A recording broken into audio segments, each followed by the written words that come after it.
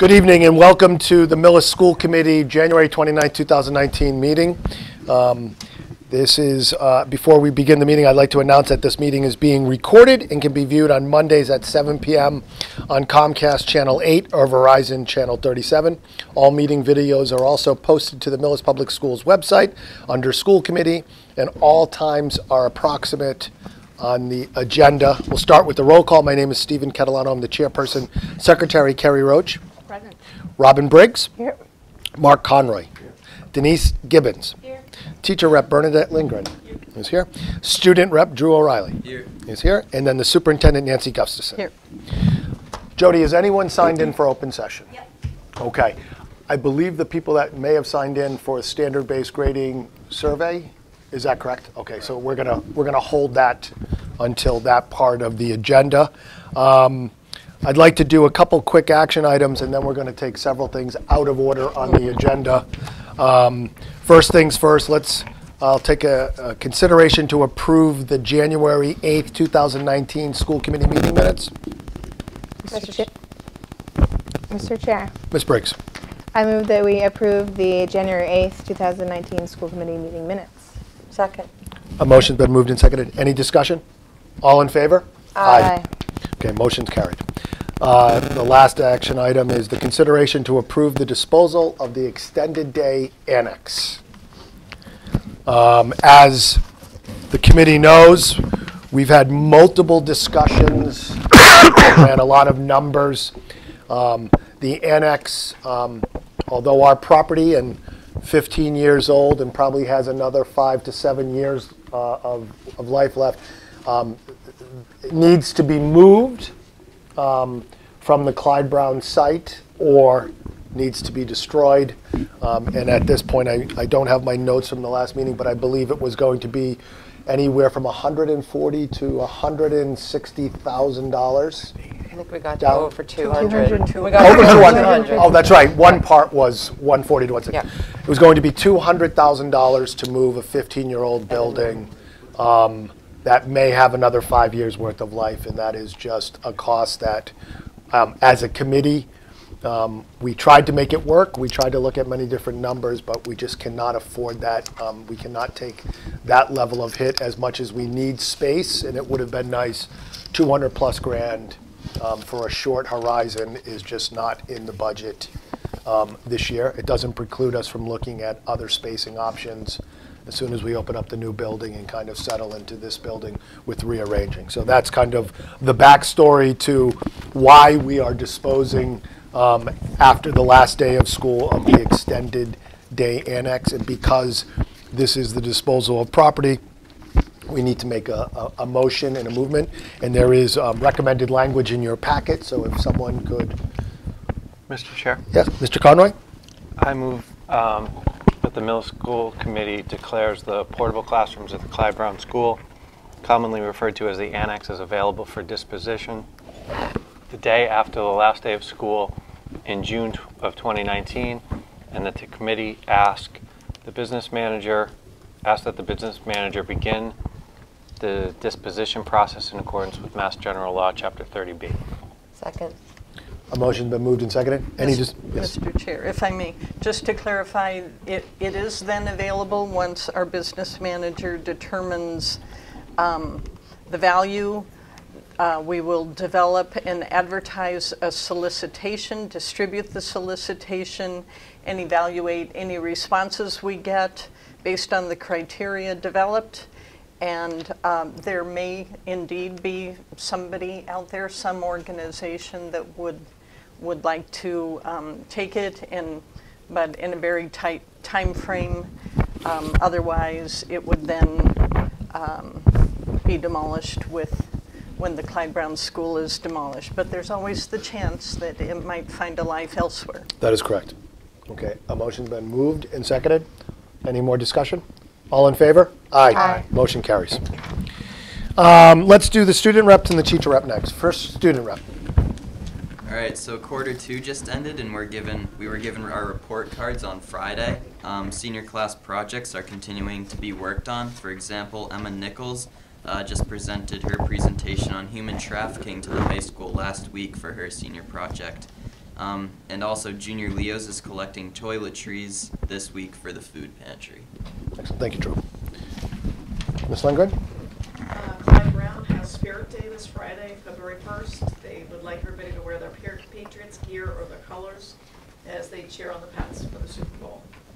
The middle school and high school Big Sister, Little Sister program is looking for donations of games like Uno, Skip-Bo, Connect 4 that they could use when they're meeting and supporting one another. In the high school, Mrs. Divers Advisory is collecting soup donations for the food pantry to celebrate the Super Bowl on Friday. On March 6th, the Millis High School will be hosting our third annual Small School Big Future Conference from 8 a.m. until 10:50 a.m. and hoping for a variety of presenters. Wednesday, February 6th from 4 to 6 p.m., Millis High School and Middle School Library will be having Harry Potter Book Night, sponsored by the School Library Team Council. And that's from 4 to 6 p.m. And the career trip to the Millis Police Station is next Tuesday, February 5th, from 1 to 2 p.m. Any students that are interested can pick up and return permission slips to the high school office by Monday afternoon, February 4th. Thank you. So I'm going to take a couple things out of order on the agenda. First and foremost, we do have a couple different groups of people here, but I would like to invite Nate Meltinsky, who is the chairman of the Historical Commission, to come up and talk about the Clyde Brown time capsule. For those that did not know, there is a time capsule there. There actually may be two time capsules. There's some conflicting information. But Nate approached me concerning the time capsule, and as the building is being prepared to be destroyed after we move out, we want to make sure we get the time capsule, and then also talk about putting a new time capsule in the new building. And so that's why Nate and his fellow commission members are here, so welcome. Thank you. I'm Nathan Maltinsky, Charlie Vecchi with the commission, and you know this young lady here, Mrs. Kendall. I've asked Mrs. Kendall to come on board and kind of help us with the whole unveiling of the time capsule when the time comes. And she graciously said yes to helping us out. So, looking for permission to work with the school committee and the school to extract the time capsule, which is in the Clyde Brown foyer behind the granite marker that was placed there in June 4th or 5th in 1954. And in that time capsule, there's a letter from Dwight Eisenhower, That's very cool. a letter from Christian Herter, who was our governor at the time, who actually lived in Millis and lived on Causeway Street, the brick house down there, who Dr. Gaither lived there for a long time. And there's a scroll from the class, one class I know of, that's also in there, and then among other items. So I understand that it's a copper box that's sealed with solder, and I have put an email out to the state to ask for their guidance in what the best approach and how to, any guidelines they might have to start opening it and working with the contents. So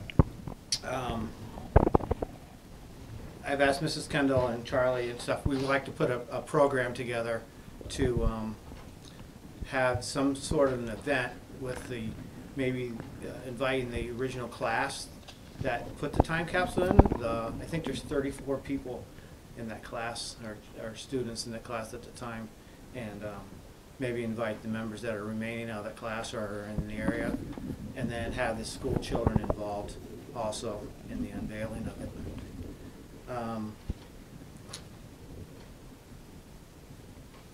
And I guess there's a Clyde Brown School Council, and we'd like to meet with them. I did speak to Mr. Phelps a couple weeks ago, and had a nice conversation. He's very excited about this whole process, and we're looking to get something going. So I wanted to meet with you guys, get your permission to make all this happen, and inform you what was out there, and then try to get something rolling here. Because time is of the essence. It's only January, but June, May, we're going to be here before we know it. Plus, we're helping one of the high school seniors, Ms. Denman, with her senior project, so we got a lot on the table. Sure. Right now. We'd also like to maybe have some input or add some historical things into the new time capsule, I guess that's going to go to the new school. I know there's been some talk of that, so we'd be glad to help in that facet. After the time capsule's open, I'm not sure what we're going to do with the contents. If we would display them at Niagara Hall or at the library, but that can all be discussed. And we've also, I've been on the email trail, we haven't really connected yet, but we've been asked to help with the new images in the new school with Mr. Ingram, and trying to decide what kind of images and whatnot to display in the new school. So that's kind of a summary of what we want to kind of do, and I have the 1954 town report that this information came out of, and then Charlie brought, I don't have this copy, but the 75th anniversary of Millis, and both these are referenced about the time capsule and Clyde Brown in here. So this is a primary source. Yeah. I wouldn't trust, well, it says the same basic thing. So if one says the fourth and one says the fifth, I'd stick with the fourth. We could deal with that, right? Thanks, Nate. Yeah, thanks. So, Nathan, were you done? I just... Yes. So as we discussed on the phone, I think this is a great idea. I did not know that there was, I maybe should have, but I didn't know that there was a time capsule. So clearly the opportunity, one, to save the time capsule, two, and take it out of the building and then use it as a learning experience, and then figure out a place, a final resting place in the town. Firmly, it feels like it firmly belongs with the Historical Commission. I do like the interaction with the students now. I think that's, I don't see anything negative about this. My only kind of technical question is the removal from the wall. Is it something that has to be done at the last day of school, or can this be done over a weekend and you put the plaque back up, or are we destroying a part of the foyer that could impact the next day the kids are in school? I don't, it's a granite, it has a 1954. I know exactly where it is. No, it's not going to disrupt anything. So you could just take the It's a panel panel off? you can take in and out. It's a Okay. corner, So it's it could be literally the date of this building. I know exactly what you're talking about. So there's no, so at what No days structural do you damage. want to, when do you want to get it out? I think we have to get it out sooner than later, that then we have to coordinate the opening of it and having the kids and maybe some media, maybe one of the news stations would like to pick it up since it has a Dwight Eisenhower signed letter. Unless it's a stamped letter, but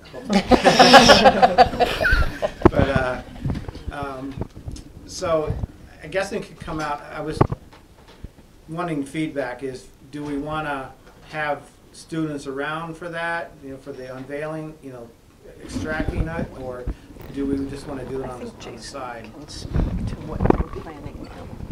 Mr. Phelps, can we ask you to come up and kind of help us with this piece of this? And unfortunately, because of the microphones, we need you to come up.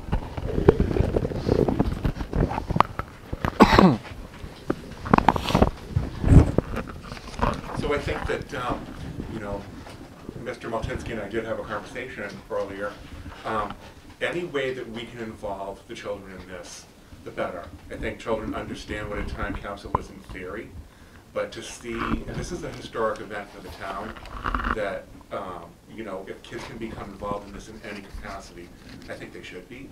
I think the details we could probably work out as to what that would look like.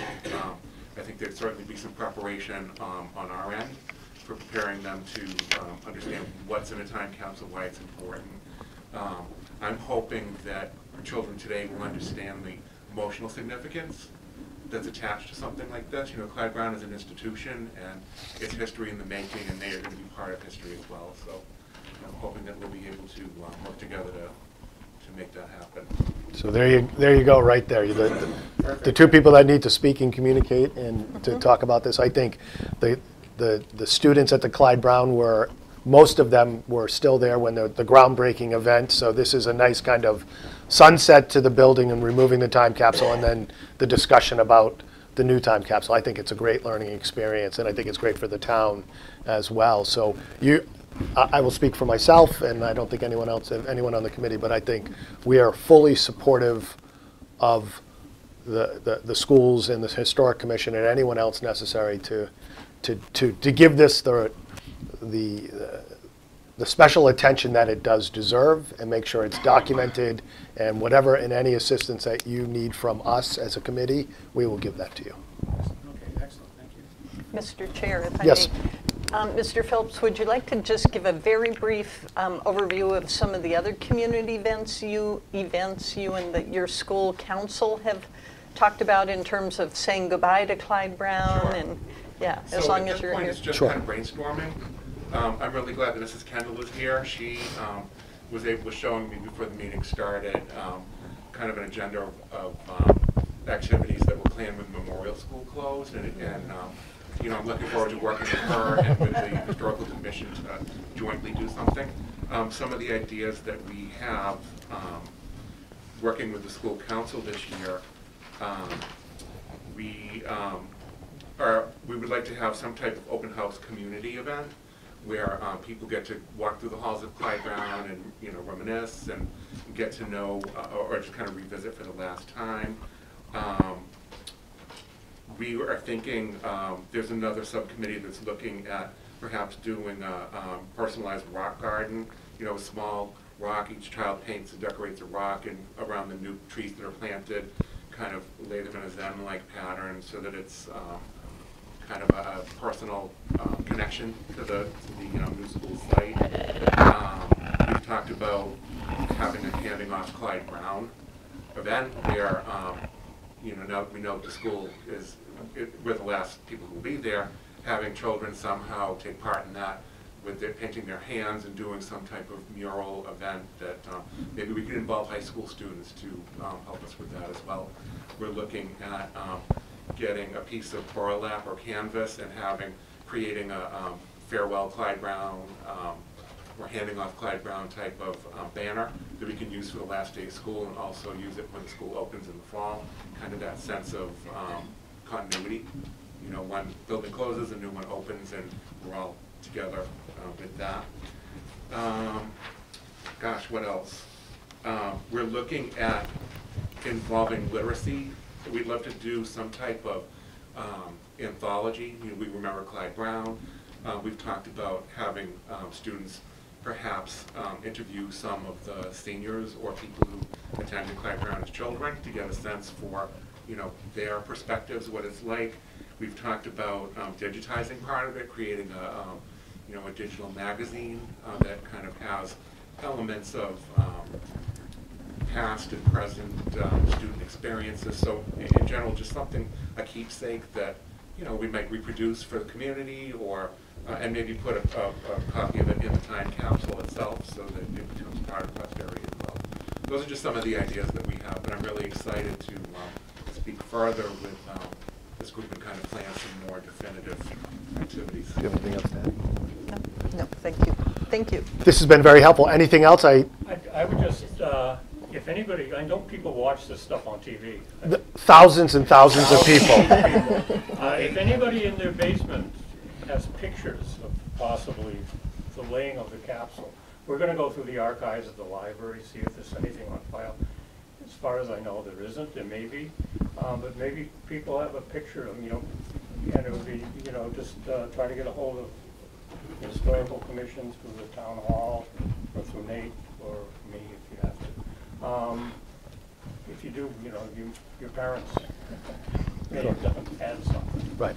So I think as we get closer to, we have to decide whether the taking out of the time capsule, is that going to be a public event, or is that going to be a smaller event just with the students and Historical Commission and others, or are we going to try to open it up to the public? And then we want to make sure that if it is open to the public, that we do it at a time that's conducive and we make sure we invite as many people as possible. We haven't discussed this, but I would suggest that we, whatever kind of public event, whatever you were talking about is fine, but make sure that the thing will come out of the wall.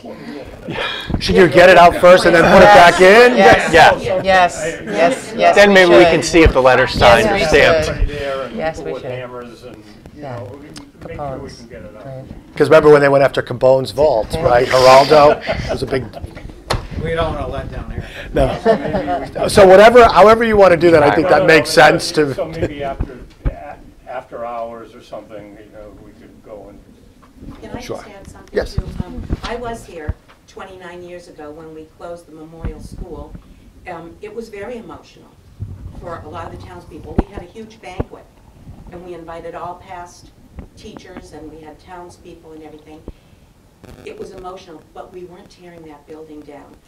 I've got a lot of people speaking to me on Facebook and everything. They're tearing Clyde Brown down. I think it is going to be emotional. I think the town, absolutely, the community members need to be somehow incorporated in whatever activity we have. You know, maybe even inviting the town and saying, if you went to Clyde Brown, you want to come back.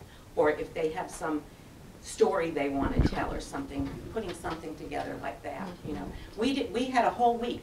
When the Memorial School closed, we had a talent show, a farewell memorial talent show. We buried a time capsule, which cannot be found. We're going to dig it up. We buried a time capsule when Memorial closed. You and George Ford, right? George Ford and I, and we put it towards the back of the bell that's out front there. However, when they redid the building as the community center, they moved the bell. So now we have nowhere, we can't figure out where the time capsule is. We put on a play, a Millis history play that did a whole section on Millis schools, you know, the history of Millis schooling. We had a tree planting ceremony. Then we had a reception and a banquet for well over 100 people. And then we had the Joining Hands picnic, because we were joining two schools, Memorial and Clyde Brown.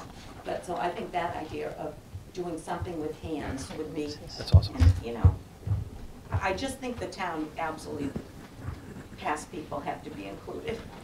Well, we were starting at the right time, although the clock is ticking. It sounds like the right people are at the table to have this discussion. And once again, whatever you guys need, obviously Jason is here much more often, but Nate, whatever the commission needs from us, if I don't see any approvals having to be formally granted, but any support or any approvals or anything you need from us, please do not hesitate. That'd be great. I think what we would do is probably release the stone first before we have the actual ceremony. That makes we'll sense. just slide out and then, you know, remove it, and then maybe get the school, get it videotaped, or get the Millis media some kind of a videotape. I think absolutely, we should, yeah. And we're kind of limited on space, so we can't have, I don't know how many kids there are at Clyde Brown, but to get everyone there, it'd be a little tough. We can Skype. We'll set up a camera, and every classroom will be able to see exactly what's going on without, there's always a workaround. Sure. Yeah. So we should video it anyways, but that's helpful too, then everyone could be included. And then we can use that for some sort of reel later on. Okay. That's excellent. Excellent. And I have one trivia question. Oh, boy. How much did Clyde Brown cost in 1954 to build? It's not on there. $480,000. 370. Oh, you were close. Close. $370. $370,000. Wow. Just a little bit more for the new one. A touch. About 50. It's right in here, so I just thought. That was just that one wing. You have to think about that. That's right, the 55, yeah. right, the That's 55 true. wing. Pre-K wing, right, that's right. That's right. Thank you, guys. Great, thank you. Thanks very Thank much. you. Nice seeing you.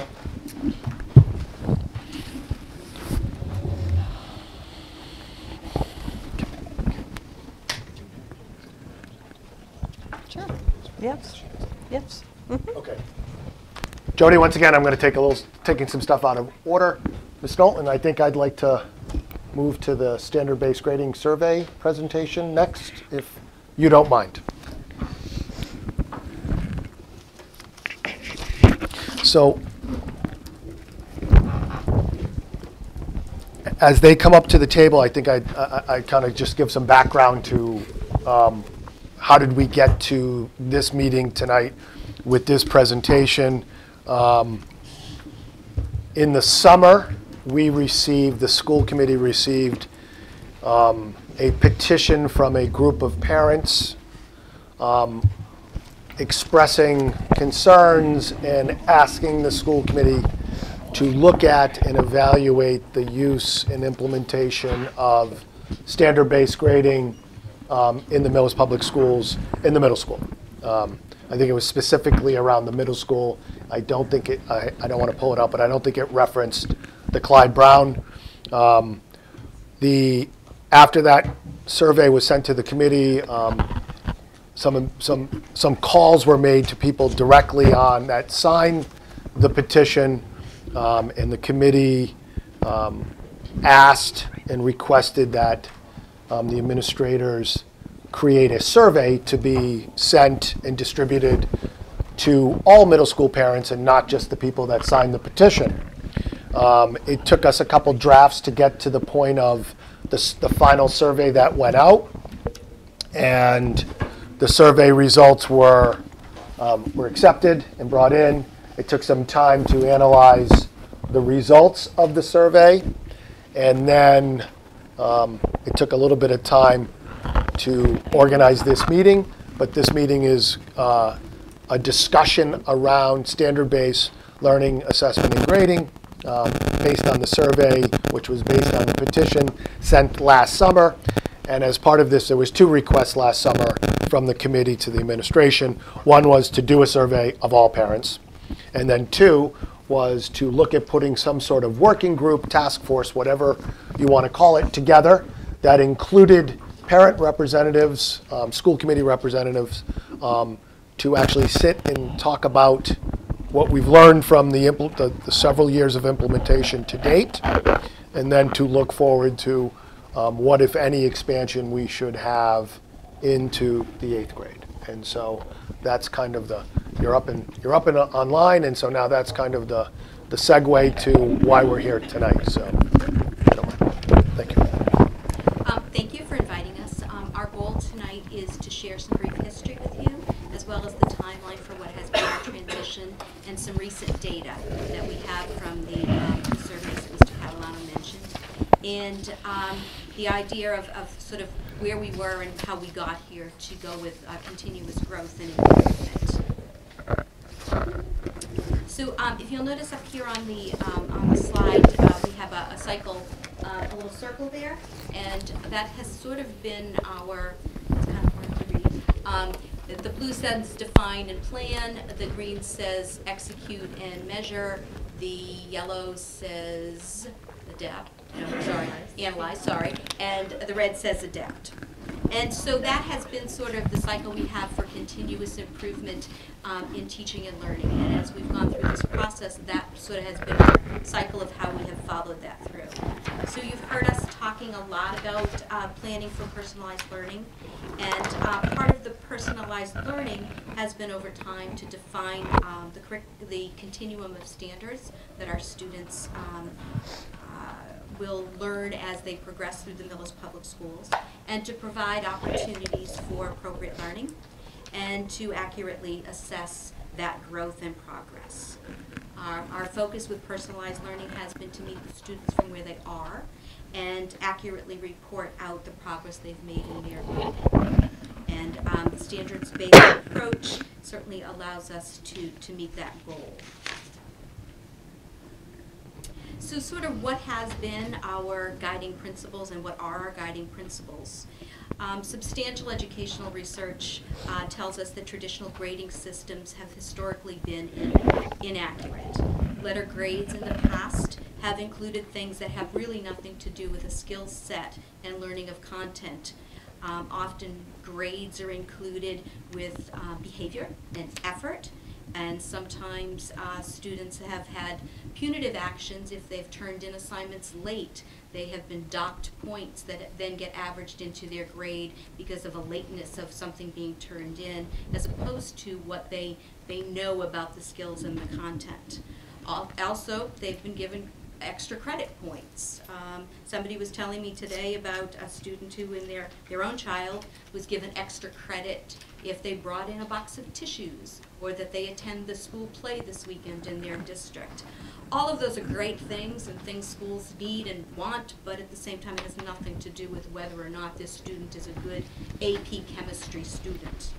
So in the past, most of us are familiar with a 100-point system, an average. But when you really got down to it, what was the difference between a 91 and a 92? Well, they're both A minuses. But that same 1 point difference, what's the difference between a 59 and a 60? Well, now you're at an F or a D. So in looking at that, a difference of 1 point can mean different things. So the general principles of our standard-based grading really have to do with a focus on accurately measuring their knowledge, their understanding, and their skill development in each of the content areas. Take out the behavior and the effort. They're all important, but they're just reported differently as to whether or not students are prepared for their classes. Are they coming with their homework? Are they ready to start the day? So that it's not averaged in with their ability to do the content, but rather as a separate, important entity, but pulling that piece out. And it gives us a truer picture of what the kids know. So it's high expectations for all. And as educators, as parents, we all know that not all students learn on the same day in the same way. And standards-based gives us the opportunities for multiple chances. How many of us wouldn't have a driver's license because we failed on the first time? If we didn't go back and try again, or learn to do a 3-point turn, or to be able to go back and actually parallel park, we might have a lot of drivers that don't have driver's licenses. So that is sort of the philosophy, is you may not be long division today, but with more support and more help, you will get there, and we'll support you in that. So in looking at sort of the execute and measure part of our circle, sort of where were we? Well, way back in 2012 and 13, the administrative team actually started doing, a lot of work. We were doing a lot of work with Ken O'Connor, who's an expert in the field, on grading for learning, which started to take out those pieces of those extra things that have in the past been averaged into your grades. We did some professional development with the whole staff, and we started to ask those questions. What are you averaging into student grades? Is there consistencies between teachers who are teaching the same thing? Are we looking at what we're asking on quizzes and tests for kids to demonstrate their competency? With the goal that we were looking to provide accurate and consistent and meaningful feedback to students. Is a test score and feedback telling you what you know about the content, or is it a compilation of things that you might have gotten extra credit for, or you weren't penalized for turning in something late? So from there, in 2013 and 14, we sent a very large group of people to our Robert Marzano workshop. We went in Bellingham. There were 19 staff members and administrators who went over the summer for a full workshop for looking at standard-based grading, standard-based report cards. And we really wanted to learn from the leaders in the nation, and Marzano is just that. So it prompted the teachers to question what are we doing in our classrooms and whether or not traditional systems were truly the best for our students. So from there, our teachers in 13, 14, 14, 15, they spent months researching at each of the schools what we were doing, why we were doing, and how we were shifting that focus to be asking what are we asking kids to demonstrate their competencies. A committee started at Clyde Brown. They met for a year, and they really started to identifying the standards. What is an appropriate standard at a particular grade level, and then what does mastery of that standard look like? We then started to develop what we call proficiency scales. The proficiency scales outline the student who is doing exactly what we would expect them to do at that grade level in that course. What would be the student who was almost there but not yet? And what would be the student who was beyond what we were looking for, and how do we challenge them? all with the idea of a continuum for each one of these standards to get to where we need, and for those students who are capable to do more, to stretch them to get to the next level. After that, the teachers went a full year of training and identifying and developing these scales, and then they developed ways to assess them. How were we looking at assessing what then showed competency for what we would expect a student to do in a particular grade level? And finally, after all of that work, then the standard-based report card was developed. And as we've rolled this out, you can see for each year the process has followed through as we've moved from the Clyde Brown to the middle school. So we have been going through this cycle, defining and planning, executing and measuring, analyzing and adapting every single year since we started, in order to collect feedback and make good decisions about whether what we were doing was working or not. And we were really interested in the feedback that we would get from surveys, because we all want to do what's best for our students. The questions from the surveys were designed with input from teachers, from school committee, and also with some guidance from the phone calls that we make, because we really wanted to understand what the concerns were so that we could ask the right questions. So the middle school this year formally collected data from parents and students through a survey. We also gathered data from teachers, and all of this will help us guide our discussions about making improvements and decisions that we need to make going forward. So the middle school staff has reviewed the data, and we've also assembled a working group, as Steve mentioned, of parents and educators who will analyze it further.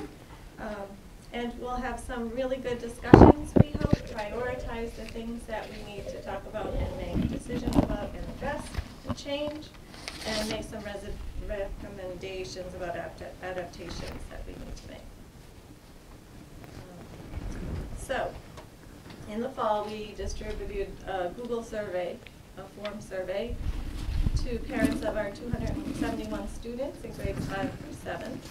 We received 105 responses. They were anonymous. The highest number of responses came from 7th grade parents whose students have experienced the system for 4 years. And we focused really on looking at patterns and trends in the data rather than, sort of microscopically looking at each question. So the school committee has been given a more detailed breakdown by grade level of answers to these questions, and they've sort of been truncated a little bit to fit them on the slides and present them tonight without taking about 4 hours. But we're providing an overview.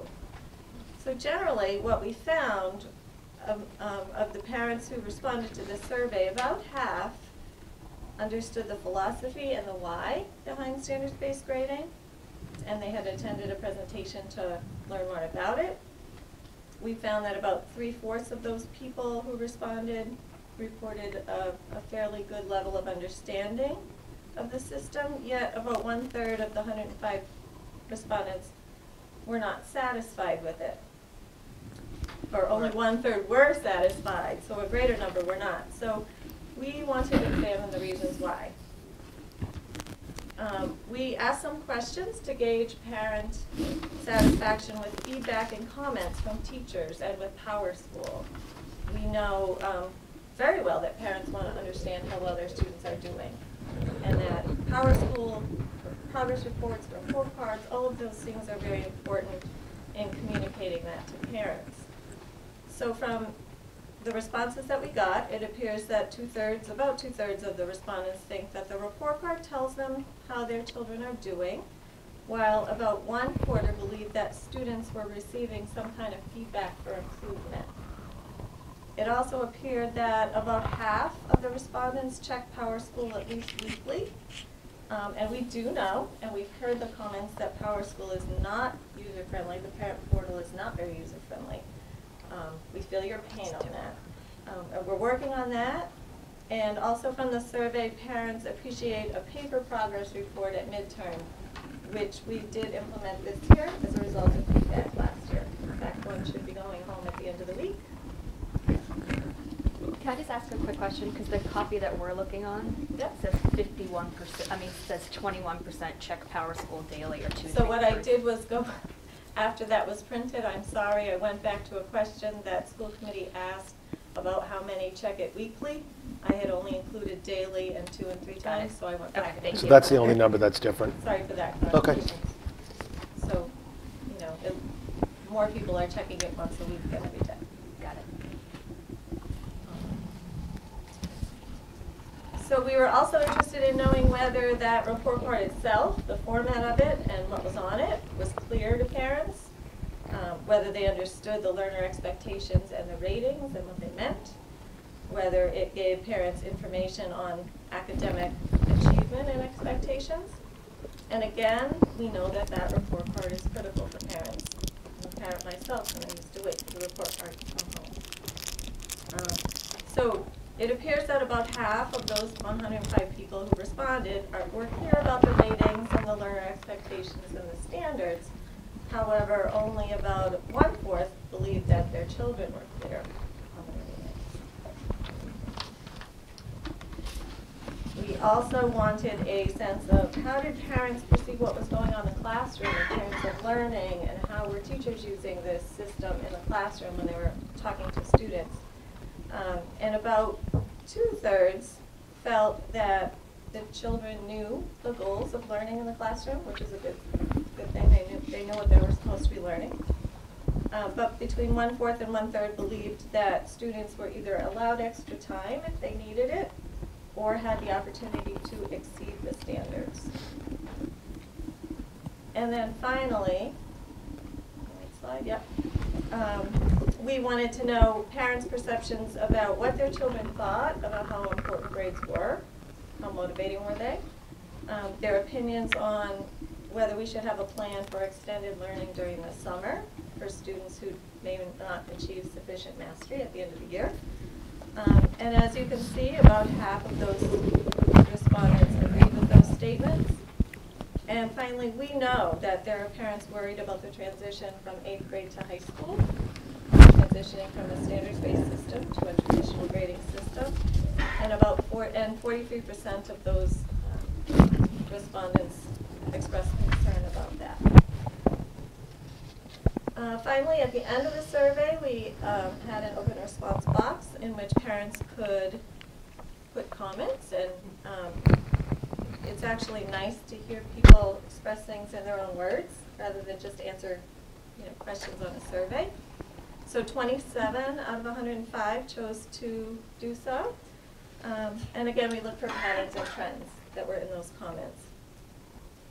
And they sort of fell into 4 categories. We had comments that referred to a perceived lack of challenge and motivation under this system. There seemed to be a perception that we lowered the bar for students. They were demotivated by this system.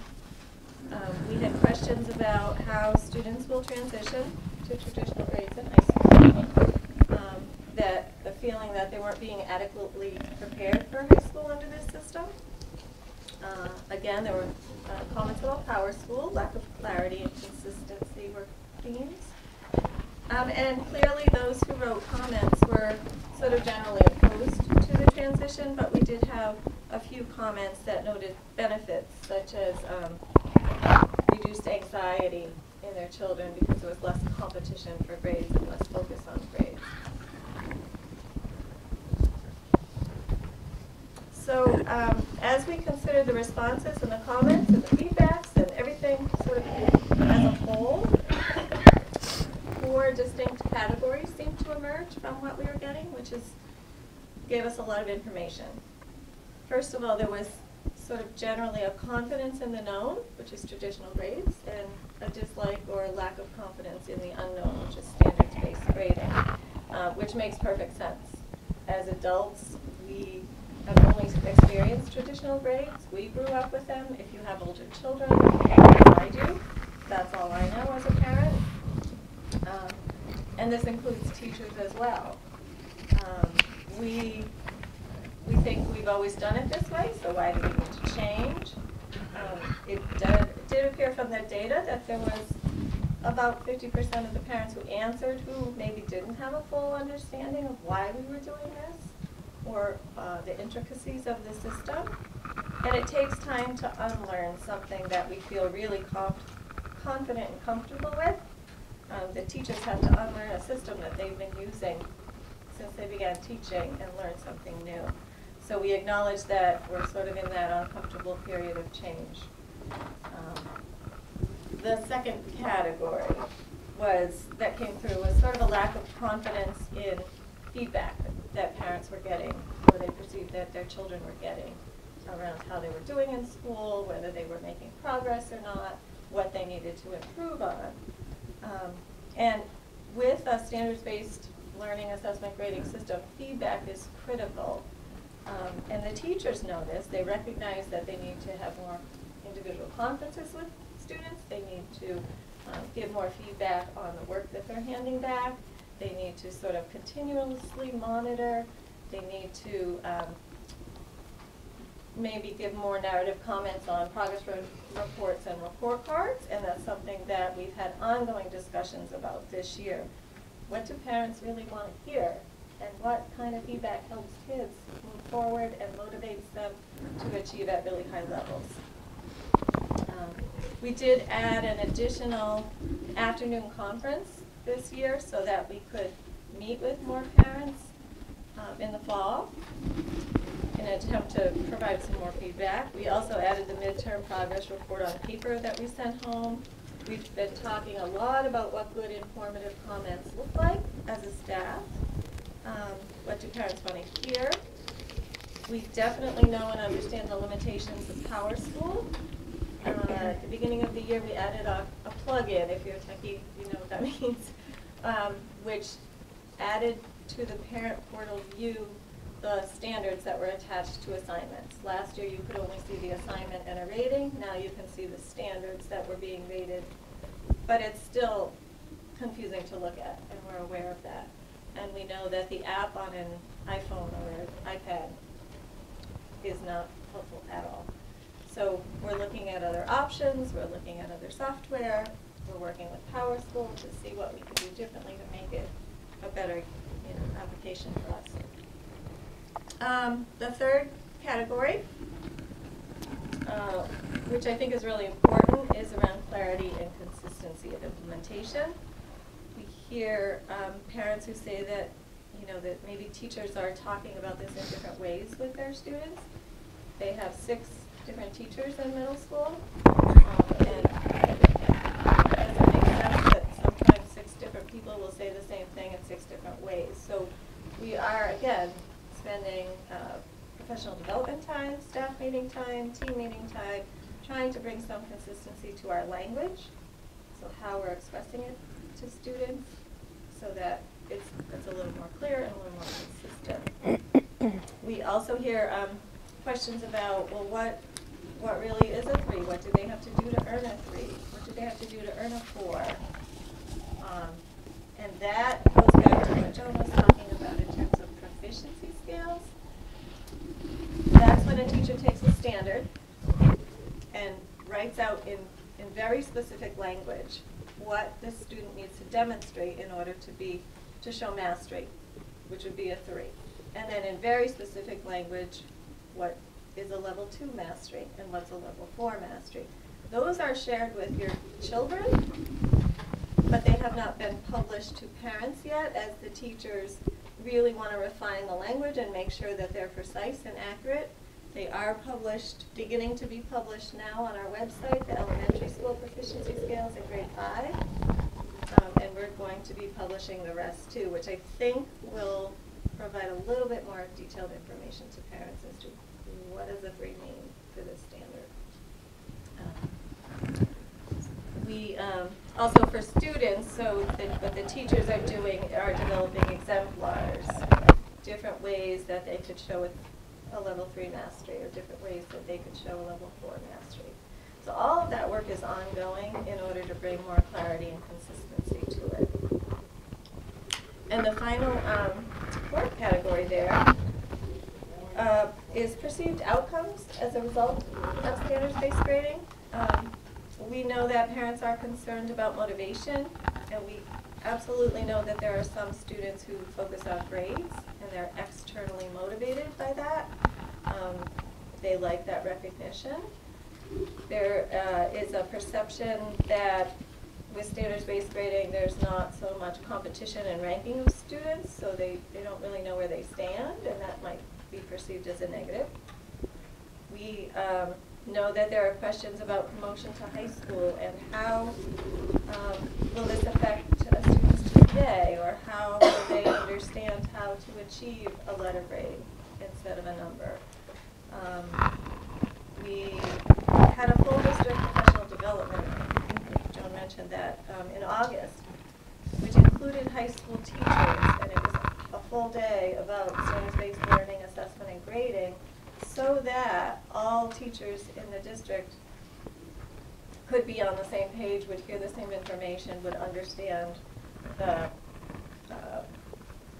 general guidelines, the principles of it, and our high school teachers, while they will not be using a report card that has standards and ratings on it, they're still working through the same kind of process we are to do a better job of identifying what's important for a student to learn in their course. That's the standards. What's mastery? What am I really looking for to know that my students have mastered what I'm teaching them? And how am I assessing it? And make sure those are all aligned. So that's underlying, and that's separate from the actual standards-based report card, but there will be consistency, and the high school teachers will understand what elementary and middle school teachers, are doing and what the students have experienced. So, to provide us additional information, we surveyed our students, and the reason we did that was because we really feel like they're the most important stakeholders in this, because they're the ones that are experiencing it. So we thought it was important to have their perspective as well, to gauge their understanding, and to see what we needed to do to improve the experience for them, because it's really about their learning and their progress. So we surveyed students in grades 5 through 7, also through an anonymous Google survey. The questions were not exactly the same, but we tried to match some of them with parent questions so that we could have a sense of different perceptions. So again, these slides represent in the student column an average of the responses from 5th, 6th, and 7th graders together. So it's an overview. What came across from the students basically is the majority of them appear to understand the system. A high percentage appear to know the learning expectations in their classes, and they know how to show mastery of the standards and how to exceed them. And they basically, according to the survey, a high percentage of the students understand how they're being graded. So what the teachers are telling them appears to make sense to them, and they live it every day. Also, a majority of the standard students reported that they focus more on what they're learning than the grade that they're receiving. The majority of them report that they are getting feedback from their teachers to help them improve. And there was a comment section about feedback, and they really liked that. They like sitting down one-on-one with a teacher and hearing how they're doing and hearing what they should be focusing on to improve. They like the comments that teachers are putting on their papers. They do a lot of writing on Google Docs and Google Drives, and the teachers are on the other side putting comments on their paper as they're writing in real time, giving them feedback to help them improve. So, and they really like that. We specifically asked a question about motivation because this is an area that was raised as a concern, and we know that if they're not motivated, they're not going to learn.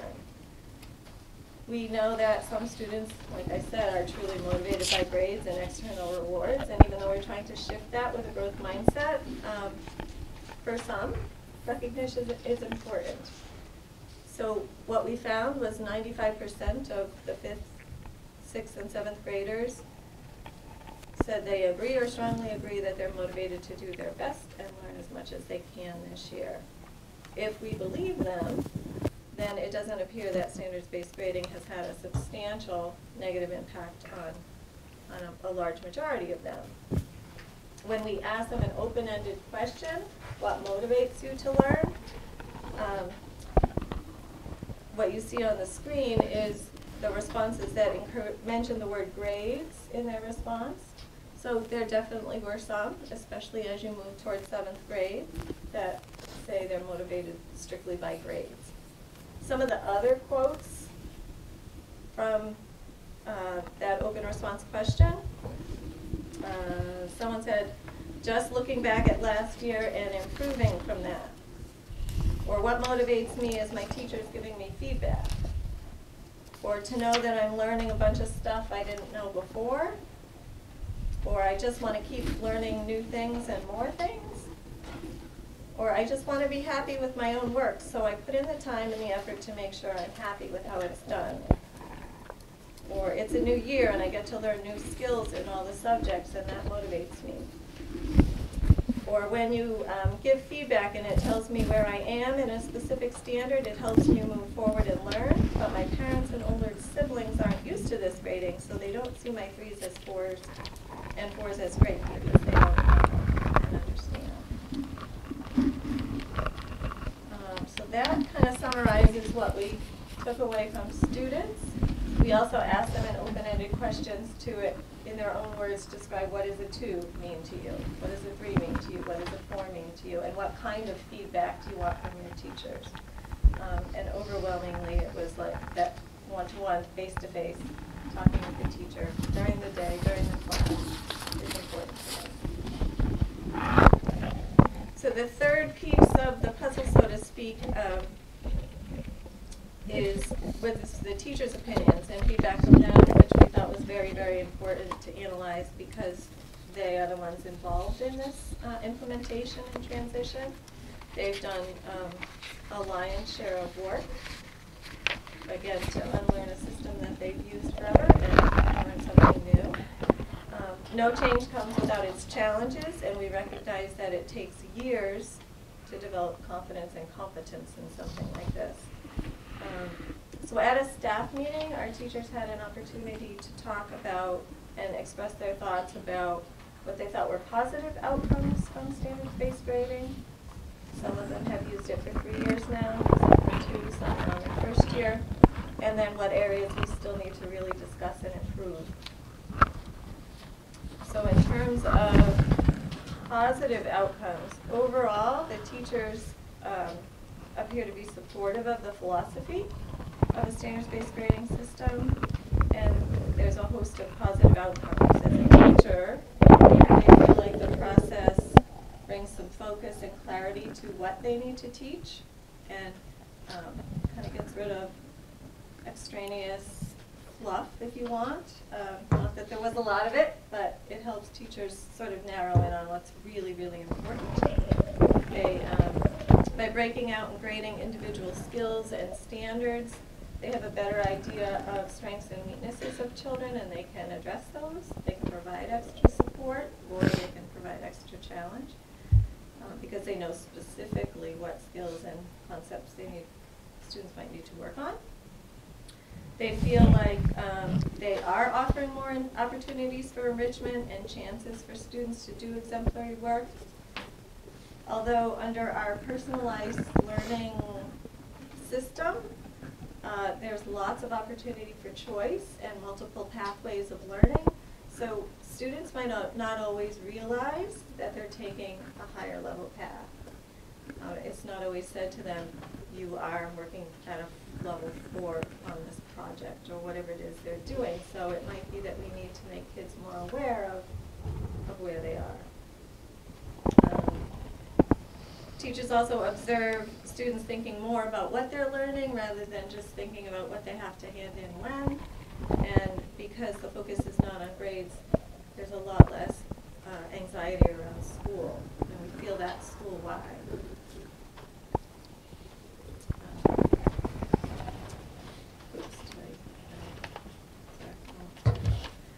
Some other positive outcomes, they do see more self-motivation for students to stretch their learning and push themselves a little bit. Perhaps not all students, but we'll continue to work on that. Again, developing a growth mindset and helping kids understand that no matter what level of learning you're at, you can always go higher. Again, they feel it helps us personalize a little bit more. Grades are more accurately reflecting learning. When we take out behavior and effort, we don't ignore that. We still have high expectations and hold them accountable, but that's reported separately from academic learning. Teachers are definitely giving students more opportunity to self-reflect, revise their work, think about it, do extra learning, redo, retake things, because we realize that everybody learns at a different pace and not everybody gets it the first time. There were, of course, areas where we felt either people still felt they need to work on personally, or we need to work on it as a whole staff or a school to improve this whole process. Consistency was one of them, as I mentioned. The language that we're using with students and the way we communicate about assessment and grading. Teachers have some questions about how do we define mastery for students with disabilities who might not be working on grade level standards.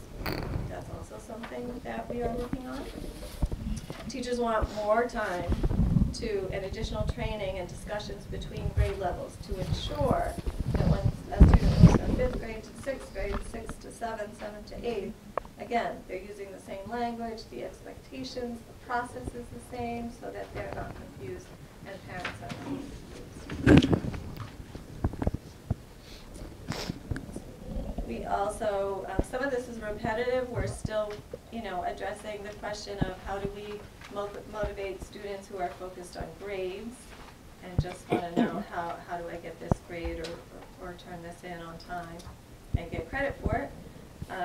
Again, we're publishing proficiency scales and exemplars so people know more specifically what mastery looks like, more effective feedback, and how do we use standards-based grading if we intend to do that in 8th grade for high school placement recommendation. So those are all things that teachers have identified as areas that we need to talk about. So throughout the process, we've continued to adapt what we've been doing. While we like our little visual of our circle, it doesn't mean that you finish one before you move into the other, that we're constantly reflecting on what we're doing.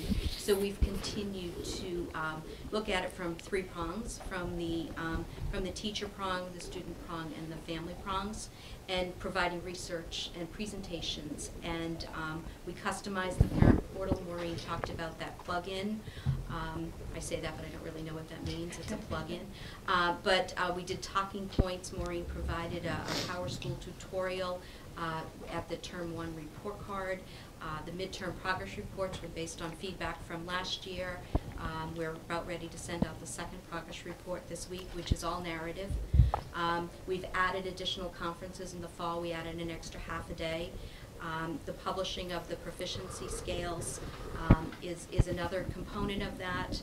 And then for the staff, we've been certainly looking at the reflection piece. What's gone well? What are the areas that we still need to focus attention on?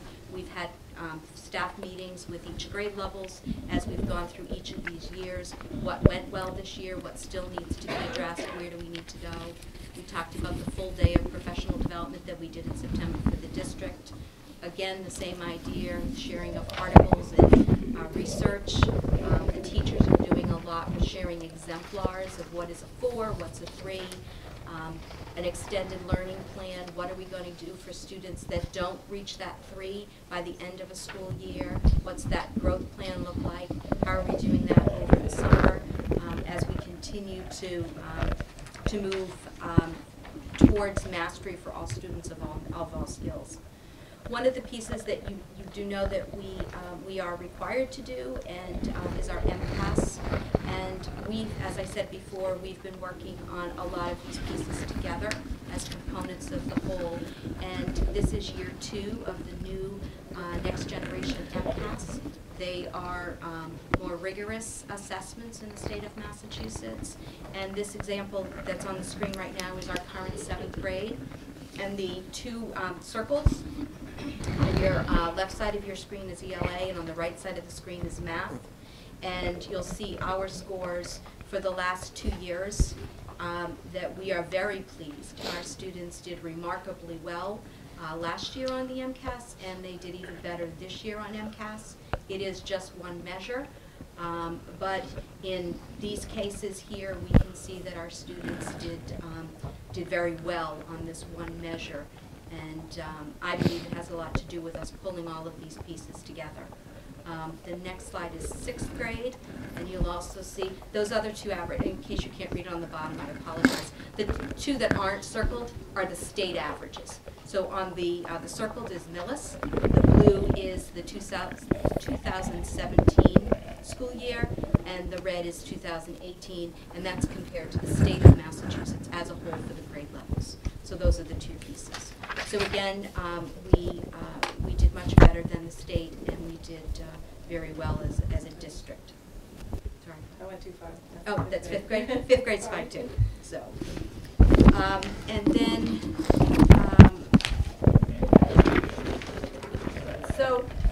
we have assembled a working group, and we appreciate the parents who volunteered to participate.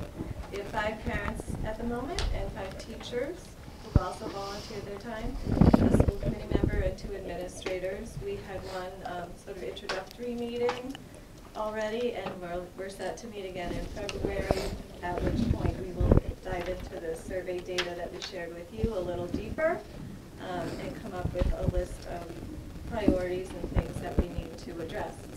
The goal and the purpose is really for us as a school to gain a deeper understanding of stakeholders' perspectives through the surveys, and really to hear and understand and listen to parents and their concerns and see how we can work together to address those.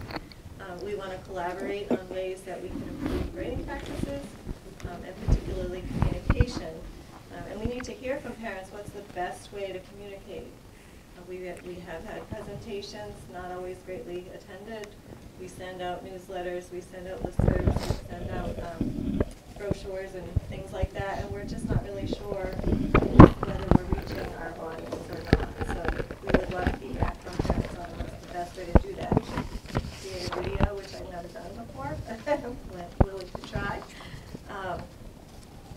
So where we are is sort of back at that define and plan with this working group. Some of the things that we want to talk about, and we sort of set a deadline for April 8th, if not sooner, to improve clarity, consistency, and feedback is going to be ongoing. That's not going to end. We're going to keep talking about that for years. That's something that we just do all the time. Continued communication. Again, we want to work to almost over-communicate with parents. I'm not sure that we have communicated enough so that it's clear. That was kind of came through on the survey. So how can we do a better job of that? We want to consider our options for 8th grade, whether or not to extend standards-based grading through 8th grade. And if so, how to transition those students for high school if we need to do something to transition. We will be talking about extended learning opportunities. We have discussed a couple of options for that, whether it's a week-long boot camp kind of program that students come to, whether it's personalized learning paths online that students can complete independently, whether it's a whole host of options, and how we're going to fund that and how we're going to put that together in a plan. So that's something the working group will have input on and make recommendations about. And I'm sure that we'll come up with other recommendations for improvements. And finally, the software and Power School enhancement. How can we make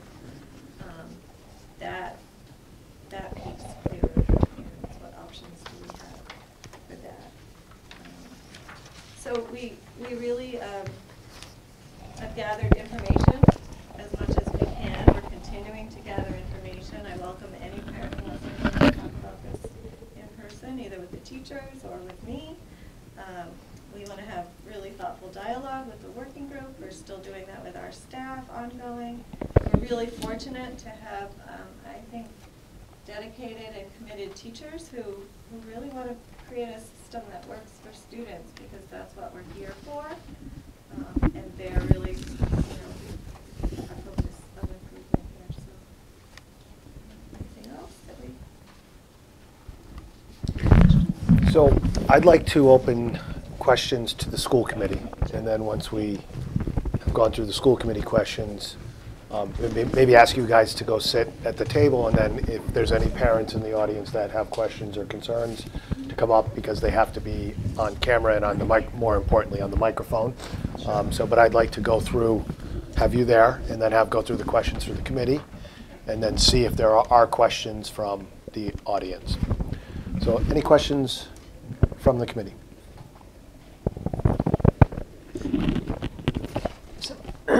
Thank you so much for the presentation.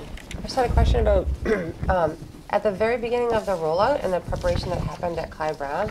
So Jonah, it sounds like there was, I couldn't tell if it was 2 years or 1 year that the staff got to prep prior to the rollout. It was a year of research and then a year of prep to do that. Okay.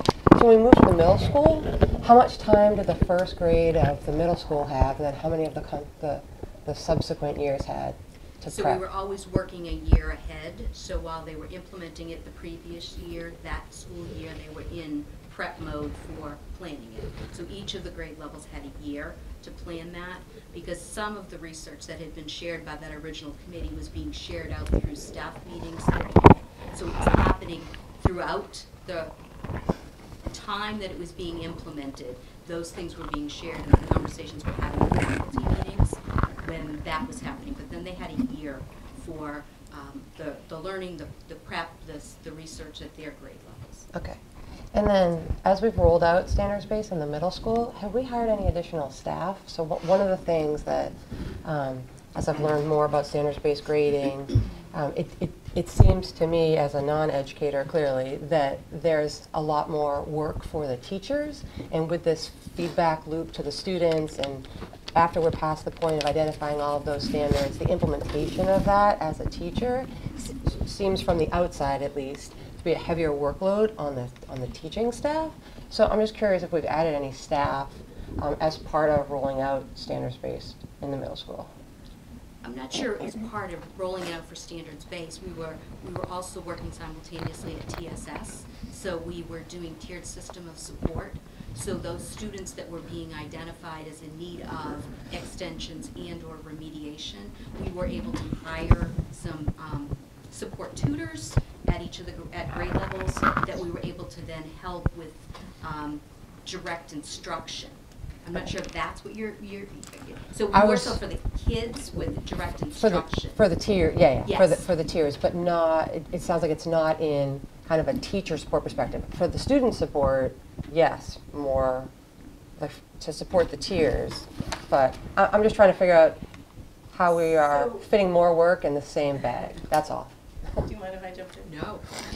So I think that initially, and there is a teacher in the audience, but what I'm hearing from teachers is that initially in the year of development, there's work. There's a lot of work to be done to sort of organize in the background, get set up, understand how the process works and the grading works and all of that. But what I'm hearing from teachers who have lived it for a year and then go into their second and third years is actually easier. We have hired support staff, as Joan said, for the tier system of support, more support in that area, but we've also done a lot more with co-teaching through special educators in classrooms. And the people providing tiered intervention are doing some co-teaching too at times. So, where I think, personally, I've been in the middle school for 17 years. And we, I believe, have more support this year than we ever have. So I suppose suppose the teacher would be better able to answer your question about whether it's a lot more work and they need more time. I would love, if we have a teacher who's willing to speak, I'd love to hear from them. Okay, it's an option, not a requirement. So, it's okay, I'm not even turning around, don't worry. Maybe I'll let somebody else ask a couple questions. I have a question, Mr. Chair. Ms. Roach? So my question is around the feedback on the progress reports, or what the feedback that we're giving. Is there any review of the teacher's feedback being done by administration? So are we taking a sample of progress reports or report cards and looking at it and seeing if we're giving good feedback back to the parents? I read every one. Okay. And what was your feeling on that? Afterwards, we got together as a staff at a staff meeting, and we've had meetings as teams, and we've talked about what does it look like to give good feedback in terms of standards-based report cards.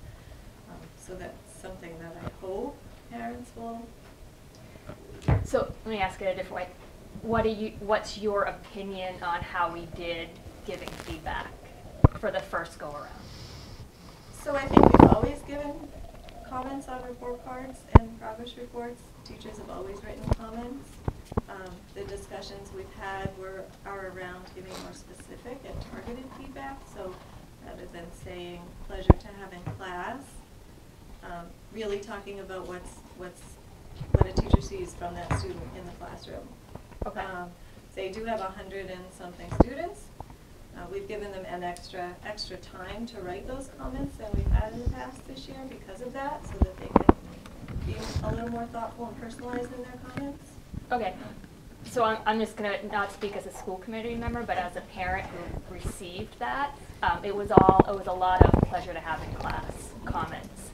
So I think that's a really good, I don't know if we called it opportunity or discussion point. That's something that I think that we could go back and do perhaps a little better on, especially with standard-based when, a 3 is mastery, but, is your child, almost barely a 3, or are they more towards, are they really doing well? So I think just a little more feedback saying, it's great to know she's a pleasure in class, I mean, but we have there's no concern, he or she is showing that they have mastered that. It's just a little bit more that, there's not a lot, so there's no guessing.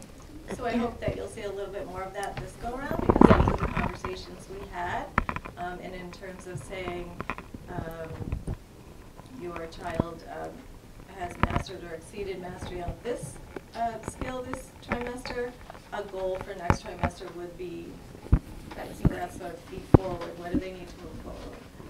Okay. We are having these conversations. Okay, thank you.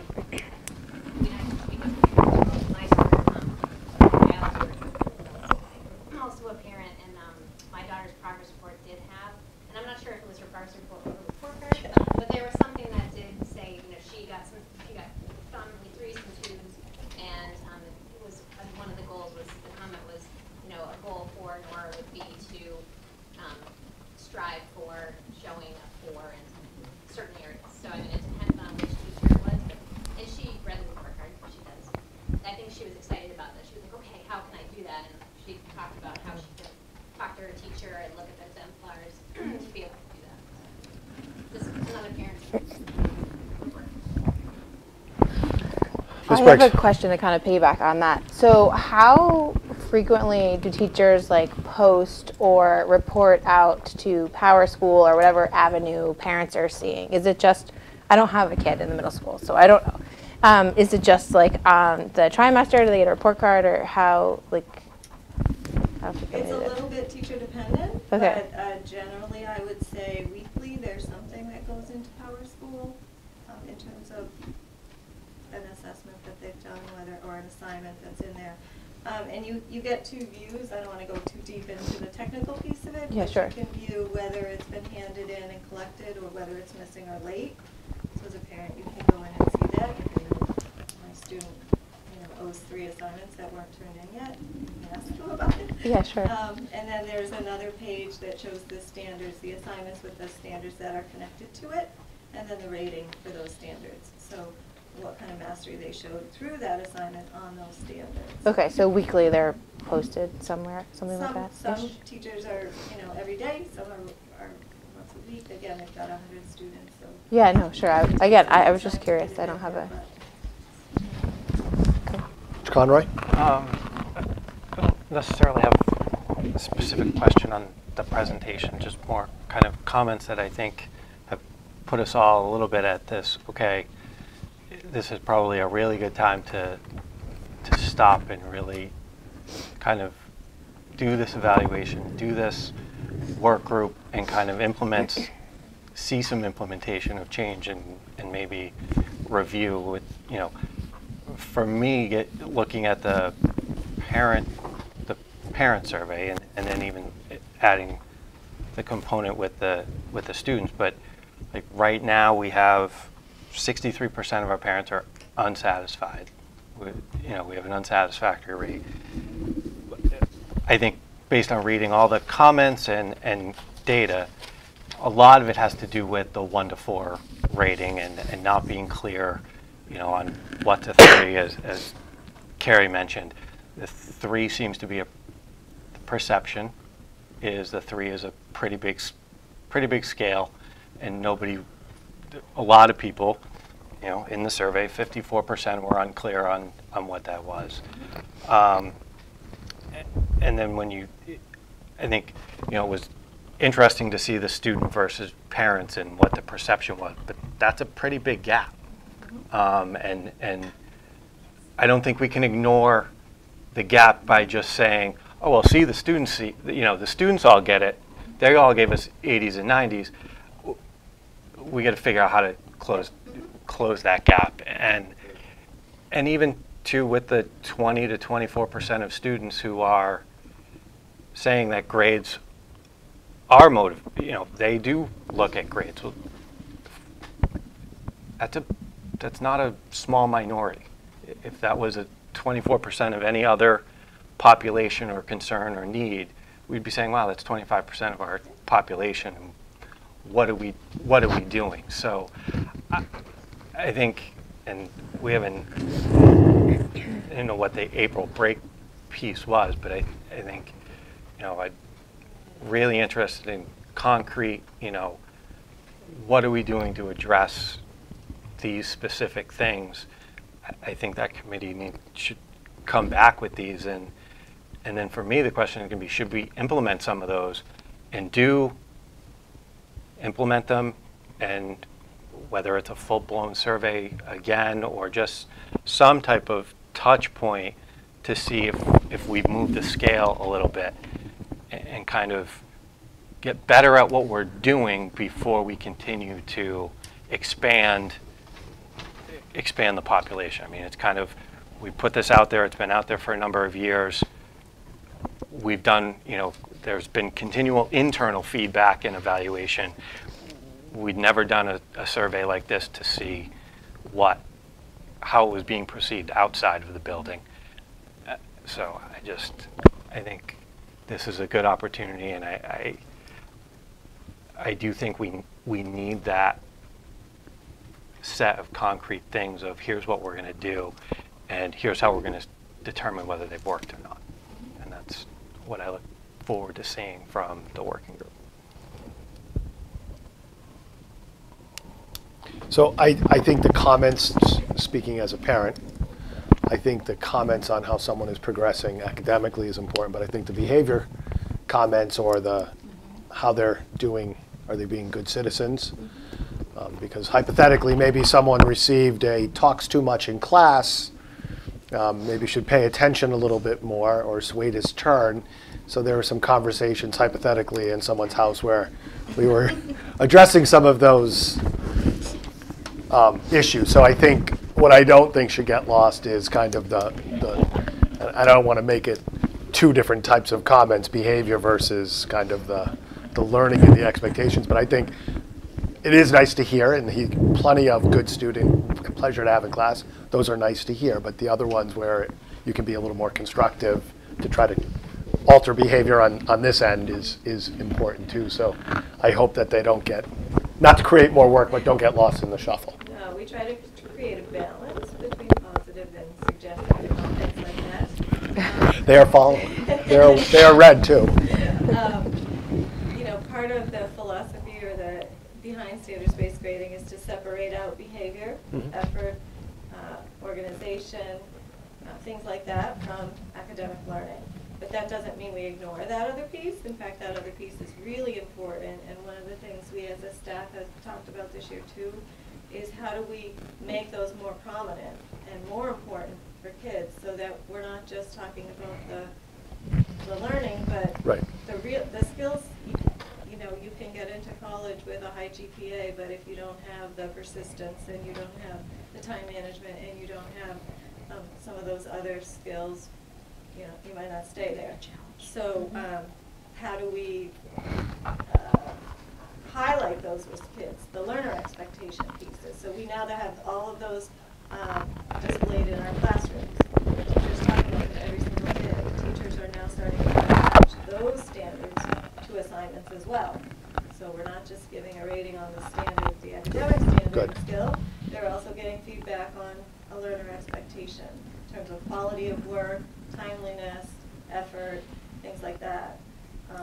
Especially too where a lot of projects, we've been doing a lot of project-based learning, so it's extended over time. It's not just you did your 20 math problems tonight and you're going to turn them in tomorrow, but a project that might have 6 or 7 components and you're turning in components over time. We want to make sure that all of those things are equally, if not more, stressed with students in order so that a long-term project becomes manageable parts as opposed to being over. So some of those pieces have more to do with bigger projects or lengthier projects than something that might just be something we're doing today. So my other comment as more for maybe for the working group, and as the working group proceeds, and we've had conversations with this committee and you guys since probably last June, June into the summer, and we've had numerous conversations. There's been a wealth of information shared back and forth in articles, and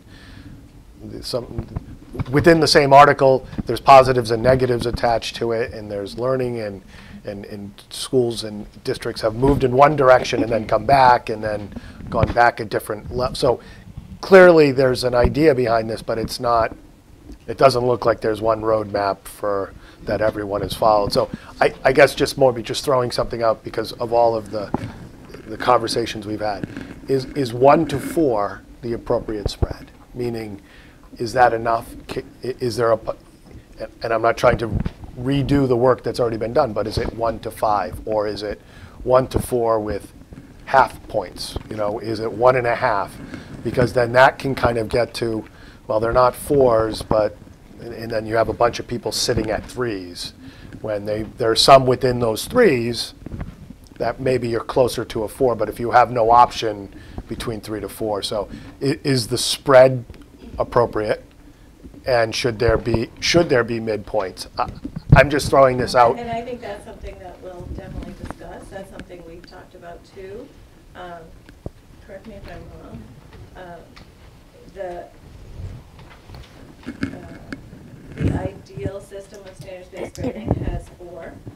Some districts don't use 4, they only use 3. So mastery is the highest a student could be rated. We chose to go 1 through 4, or I wasn't part of this, it was before my time. But essentially the idea is, at the time a report card is issued, has a student mastered that skill or not? So yes would be a 3, no would be a 2. If the teacher, given all of the data and information up to that point in time of the report card, feels like the student has demonstrated mastery, and remember they've done those proficiency scales, so they've really spelled out what mastery looks like, so they're comparing the student's performance at that point in time with that proficiency scale, so it's kind of a yes or no question. Okay. Yes, they mastered it, yes, you passed your driver's test, or no, you didn't, and you need to come back and try again. There are districts that have 1.5, 2.5, 3.5. At that point, the teachers need to go back and revise those proficiency scales and spell out what's a 1.5, what's a 2.5, what's a 3.5, what is it that's there or not there, the halfway point. So it starts to work towards what the criticism, I guess, of the 100-point scale is. How do you define? The more points you have, the more levels you have, the more specific you have to be about what's that slight difference between a 3 and a 3.5. Not that it can't be done. Sure. But it's something that we're talking about, considering. Does that give people more information? I would think it would be Maybe I'm easier not to do sure. that in a subject that's more subjective, like English, or than, you know, math, it's right or wrong, right? But if it's a subject that has it's a little more subjective, when it depends on, well, I know you have a standard, but how the child meets that standard might be, could it change between a teacher? Could it? Shouldn't. It shouldn't. Right. It shouldn't. But if it's something that's not quantitative, like a math problem, it could be interpreted different. And I know it's the same way in traditional base too. But I mean, if we have the list of what is considered mastery, a 3, and then we know what's considered 4, there could, and I don't know, there could be a halfway point between that to say, well, maybe some of it is, you know, yes, they've demonstrated a 3, and some of them it's a 4. So if you kind of average them together, I know it's everyone can do it a different way. And Mr. Chair. Yes. And only because you just raised it with the 100-point scale, I think as a parent, it has been challenging to go from 15 options to 4. So if I go A plus A minus, B plus B, B minus, and down the ramp, to the 4 options with 1, 2, 3, and 4, and having I've seen it from a Clyde Brown perspective and also from a middle school perspective, and to have the 2 at a period in time, and you referenced it in the presentation, I don't think we have a solution for it yet, which is, if I'm at 2, then what's my roadmap look like to get to a 3?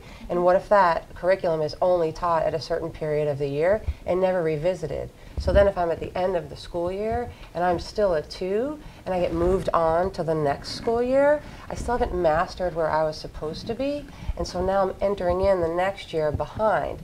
I have experienced this where you start out behind and you become more behind and you don't ever catch up because you're moving so the curriculum is going and all of that, and you're still constantly in a state of trying to catch up. So we talked about it a bit for the middle school, and we talked about a retention policy, but I'd be very interested to understand how, and part of, from working group discussions and whatnot, as to how do we move children, and we haven't even talked about a 1, we haven't even gotten to the point of discussing 1, we haven't brought it up at all tonight, but I think we have equal challenge and opportunity from how do we move children from 1 to 2, especially in curriculum that's only taught at a certain period of the year. And then also for students, parents talk. This is no surprise, you guys know this. Parents talk all the time. 2 and 3 are like a big morass of unknown for folks. And I think, if I can try to speak for folks that I have heard from the community, there's just a level of people are still going back to okay, if my child were to go to high school tomorrow and walk in, are they getting a C? Are they getting a B? And I know and I fully recognize that is going with the known and what folks are comfortable with, but I have a 7th grade student, knowing that 8th grade is next year, whether next year is grades or numbers. In 9th grade, there's at this point in time, letters at some point. So I think people are looking for a way to see, do I need to get more involved as a parent? Right. And how do I do that? And how do I know I need to do that? And to Carrie's point on the comments are light, the feedback is light, if the letters aren't there, then we don't know what to do as a parent. And that's really, I think, when I hear frustration or just confusion about it, it's really surrounding that single topic. Yeah, Mr. And Chair. we definitely hear that, and that's why we're talking a lot about what kind of feedback should we be giving, how often, how specific. I think moving from, whether it's moving from 5th grade to 6th grade or 8th grade to high school, the important thing is that they have the work habits and the mastery of content and skills in order to enable them to be successful at the next level, regardless of what kind of grades are given. We've had lots of discussions about, and we did over the summer, talk about a logic rule to use to determine whether or not students should have summer learning, extended learning period in the summer, or consider, not promotion. I think it's the same kind of discussions we had with traditional grades and percentages when someone had a 66 and just squeaked by at the end of the year.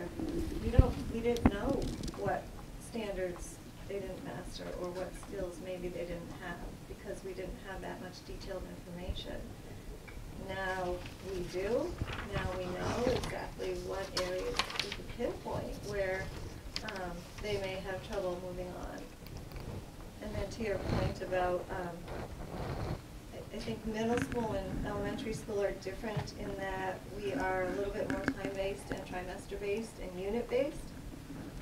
Could be that elementary is too. I'm not all that familiar, Jason, with having your curriculum, but there certainly are some units that are trimester 1, and then it's a new unit, trimester 2. And so all the research I've done on the way middle schools handle that is the shift that we made this year in that the ratings after trimester 1 were based on the benchmarks and the expectations of the first trimester. And then the ratings that will come out for trimester 2 report card are based on the benchmarks for trimester 2, all working towards that final end of year standard.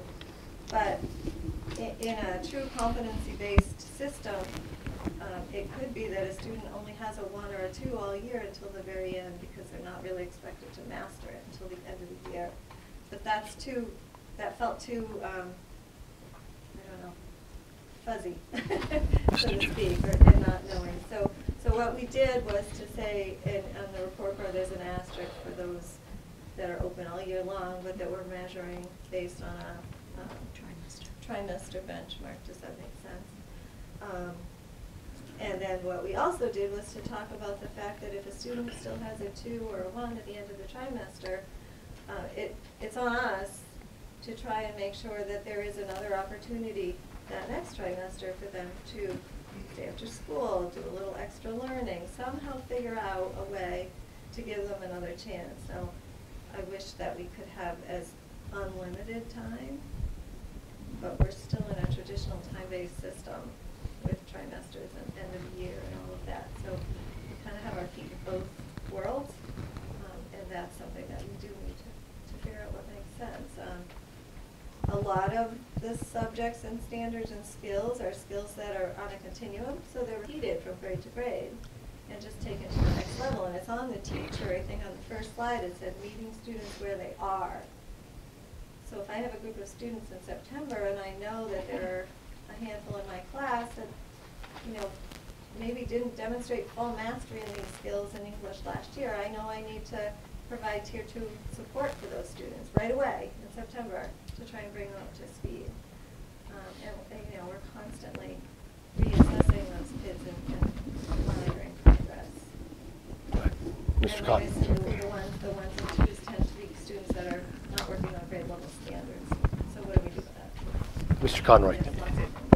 Yeah, and I think you just touched on it, but it is a concept that I know we've discussed in multiple aspects in some of the meetings we've talked about, but it's kind of the process of it. So I've got my folder here of all the articles and everything that we've all gone through, and much more understanding of the idea that in an ideal, standards-based model, there isn't necessarily a time. There is a, students are provided however long it takes them to get, but my understanding is, but we don't have that set up now. We don't, I'm not sure how much, whether we have the resources or not yet to go both ends of that spectrum, from the students who are at a 1 and 2 that need the time. Are we following up the following semester? Are we following up over the summer? Are we following up the following year? For the kids who are at 3 on something in October, what are they doing for the next 2 months till we get? Are we spending, and this, again, some of this I've said in meetings before, but have we implemented it where we are thoroughly enough that we shouldn't spend more time just focusing on how do we fully implement the concept so that we're doing it, for all the kids who need the extra time? Have we figured out how we're doing that? For the kids who need enrichment, enhancement, have we figured out how we're doing that in fifth going back to Clyde Brown, and we've kind of focused this on middle school, but have we figured out how to do that in 6th and 7th grade yet? And if we haven't, should we spend another year or two figuring out how to do that before we decide to keep expanding the population that we're not quite getting to yet? Mr. Chair, can I just ask a follow-up? Yeah, because I do want to give time to others. Okay, just the last one, I promise. Just because we've been doing standards-based in Clyde Brown for a few years now, right? Like, how do we handle that in the elementary school? So when kids are at 2s at the end of the year, I assume how do we handle it now? And can we just take what we do in Clyde Brown and tweak it for the middle school? I assume. When children aren't at mastery, at the grade level of Clyde Brown, conversations are individual conversations that have with parents. There's opportunities for kids to get additional enrichment through parents are able to buy math workbooks with supplementary materials that are available. We also benchmark every single student in the fall, so we have a sense for if they're not at mastery in the spring, we know that going into the, if there's been opportunities to provide enrichment or additional support over the summer, wonderful, but we're going to benchmark again right at the start of the school year, and we will provide that additional tier 2 support for those kids who need it. We sometimes find that the kids who benchmark in the fall, or the kids who don't benchmark in the fall who receive the tier 2 support, sometimes catch up very quickly and they're discontinued. So it's a sense of continuity in recognizing that skill and mastery is kind of fluid, that we want to follow it and we want to pay attention to it. It's sometimes similar to what you had described earlier, Maureen, about being on, taking the benchmark at the point in time where it is and providing that additional support for students so that they have more opportunities to be successful. And I think the other piece too is those same benchmark test periods, we carry that through. It actually, up until last year, went all the way through senior year at high school. We're using the same STAR testing all the way through 8th grade. So 3 times a year, they're tested in English language arts as well as math. And in some cases, those students that may signify a struggle, they would be potentially available for our tiered system of support tutors, so they would have an extra math class or participate in an extra reading class based on those benchmarks as well. So more of a standardized approach, not just necessarily on their class products that they're demonstrating in classrooms. As far as science and social studies, a lot of the curriculum still in high school, especially in science, does evolve. We have a life skills strand, an earth strand, as well as a physical strand. So a lot of those skills do cycle through again in subsequent years, so that in some cases the teacher knows that they still need some more help with this topic, but it's not all 100 of them at the grade level, it's 5 of them at a grade level that haven't mastered something. So we have tutors and we have support staff in place to help us with English language arts for those kids that aren't making it as each term. But those content-specific Spanish, as well as science and social studies, we don't have tutors per se that can help in those. So in some cases, it does go back to the classroom teacher to identify those students who haven't showed competency. Anything else from the committee? I have one more question. Yes. I'm sorry. Yep. So just earlier in your presentation, you talked about how you came up with the standards, and I was just wondering if you came up with them all on your own. Are they are there not state standards that you're using? And so They are state standards. Okay, so you're just using what the state has given you for that. So I guess I don't understand the tweaking part. Like, why are we using the state standards? So if you were to do all of the state standards that the Massachusetts curriculums provide, you'd need about 16 months per grade level to cover all of them. Okay. And at best, we have 180 days. Right. So basically what we've done is we've gone through and we've looked at the ones that are the most important. These are the ones that would have the ability for students to grow as they continued up into subsequent years, as well as sort of foundational work that they need to do at the Clyde Brown, as then they become the building blocks for what they're doing here. Okay. So of the 60 standards that might be in the 5th grade math curriculum frameworks, all of them are taught, but these 10 are the most important that we need in order for students to go on. So the teachers have determined which are the most important. And I throw that out there. Those are two random numbers that I picked off the top of my head. You're just reporting on a couple. And it's not 10. Yeah. So don't hold me to that. Sure. But basically what they've done is they've gone through and looked for those things that are going to get us the most important things that students need to know at each grade level. Okay. It just made it sound like what you guys were making up the standards when you were saying, so I was like, wait a minute. And then just I have one more quick follow-up question to that is, you said that the teachers can see previous ratings on students, so every school year the teachers know what the kids' previous ratings were, so that or grades were, so every science teacher knows what in the 7th grade knows what their kids got in 6th grade for science, so they know what to follow up on. Sure, they archived all that. Right, but the teachers go in and look to see that before their kids come in? The other thing, too, that we have as a great advantage is that twice a week, our entire middle school science department gets together. And so they talk about science and what skills that students may be weak with and that they need to continue to stress. Okay. What the 7th grade teachers would say, they're not coming as strong in this. And so then the 6th grade teachers will focus more on that. Okay. So we have the privilege in a small schools like this for them to have that dialogue twice in a week in content-specific areas. Okay. And part of that, if I can just take another minute, I know you want to move on. No, I want to give other people the opportunity, but go ahead. As part of their professional learning meetings, at least 3 times during the year, we have data cycles where they do a screening, as Joan mentioned, in English language arts and reading. But science and social studies, they create their own, in Spanish, their own sort of screening tools, per se. At the beginning of the year, teachers sit down and they go through all the MCAS data, all the STAR data, all the teacher recommendation data from the year before. We already come in September with lists of students who might need some extra help, and we put those supports in place right away. And that cycles through again in January and again in June. So like Jason was saying, at the end of the year, we already know and have a targeted group of students that we know are probably going to need some support at the beginning of the year. The flip side of that is we also know which students are high achievers and which students are, at the other end of the spectrum and need challenge and enrichment. We spent a lot of time this year in staffing, and our next professional development half day is going to be spent on what is a 4 in enrichment and what kinds of things can we offer to enhance that piece of it. They're already doing it.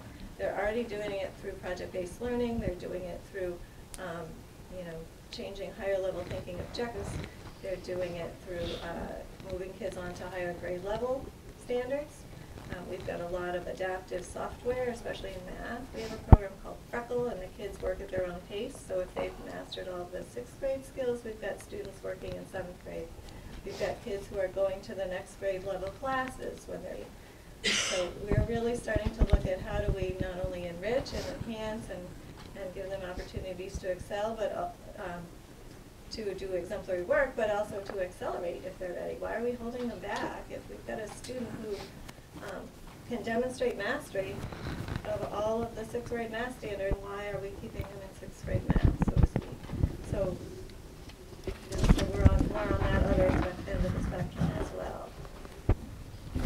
So I think what I would like is to see if there are people in the audience. So if we could, my last observation was, although I can appreciate your analogy, the not passing your driving test is not carrying a lot of weight, because I certainly don't want to be merging onto 495 with someone who doesn't pass the driving test. So maybe if we're going to equate that to mastery. Eventually they did pass it. They might have taken 5 or 6 turns, but they wouldn't be driving. That's the fair point. We want to take whatever turns it gets them to a 3 so they can proceed. I understand your analogy, but that was... Yeah, we want them to be students. Yes. Yes. First time. So if we could just ask you, and if there's... No, the people. No, they're gonna. No, could you guys sit over here at the front, or the table right here? With the It'll microphone. have a, it'll have a microphone. Come on, I don't bite, I promise. And so, if there is anyone in the audience that has any questions, what we would ask is that you would come up to the microphone, just identify yourself and address the questions to the committee, to myself, and then we will work to try to get you an answer if it's something that the committee can answer, or if it's something that the superintendent or one of the administrators. So if you're not forced to do it, but you have the opportunity.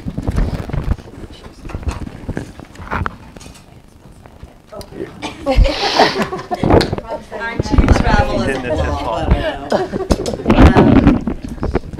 for those of you who don't know me, I'm Sasha Lore.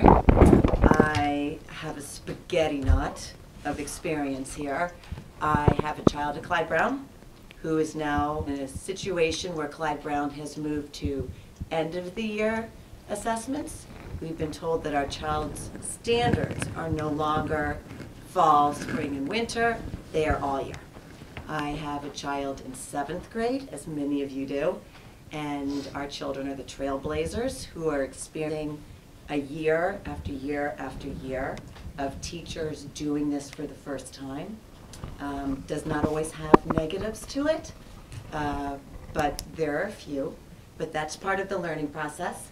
I have a 6th grader who follows the 7th grader who has benefited from teachers having a year under their belt. And I have seen the beauty of growth. I'm also a teacher who grades with standards, so I understand that side too. From the perspective of a teacher, I understand a 1, a 2, and a 3, and I get a 4. That all districts look at a 4 differently. Where I work, a 4, I have to prove that my student can be assessed at a level a whole year ahead of what I teach. If they don't have that knowledge, they will never be a 4. That's how my district works. And again, I have to prove it, and it has to be a standard that can prove that it's a full year beyond. I have the confusion of Clyde Brown saying this is a whole year's worth. So if it's a 1 in the fall, which I hope it never is, it's a 2 in the winter. That, my hope is it will be a 3 by the end of the year. I have the frustration in my children's eyes at the middle school when they're a 3 or a 4 in the fall and that standard drops to a 2. And the answer is because we didn't teach that standard enough this semester. There wasn't enough data in the computer to keep them at that level. That's frustrating to my child. I get it. You can't teach the area of a square all year long. But if you've proven in the fall that you're a standard of a 3, you should be a 3 in the winter and a 3 in the spring, summer, even if that concept was not taught. So I see the frustration in my kids. How was I a 3 and now I'm a 2? I don't get it. I see a child who is tear-stricken because they studied so hard and they got that 3, and they did a beautiful job, but the child didn't get as many correct as they did. So why did I study so hard? when my hard work is the same end result as the child next to me who has a lot of errors. I have the experience of a car full of children who say, why bother? I could study really hard, could go to basketball, and know that I'm still gonna get that umbrella score. I see it all, and I do it for my living, so I get it. I understand it 2, I understand it 3, and I understand how hard it is to communicate to parents what that means. I'm on the lower level, I'm on the Clyde Brown level, a lot more spoon feeding. I'm on the phone every day with the parent. My comments are so detailed because they need to understand where I'm coming from because they haven't been through this before. So it's my job as an early educator to spoon feed them so as they get through, they get it. I also know that the standards are stable and that what I teach in my district is what Jason's children are experiencing. It's what the children in Dover-Sherburne are experiencing. How they experience it might be different, but the standard they have to teach is the same as mine. So my question is, if that's the case, and if the middle school in this process for a while, Denise, your question about extra help struck me.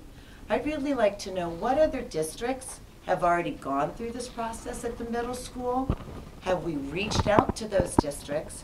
And have we said to the teachers who have been through this process before, what did you do? How did it fall apart? And are you willing for my teachers to come to your district? And will you share your rubrics? Will you share your assessments? Will you say, hey, we tried it this way and it didn't work. So we worked it out another way. Give this a try and maybe it might work in your district. I don't know if that's a possibility, but I was thinking, Denise, about extra help.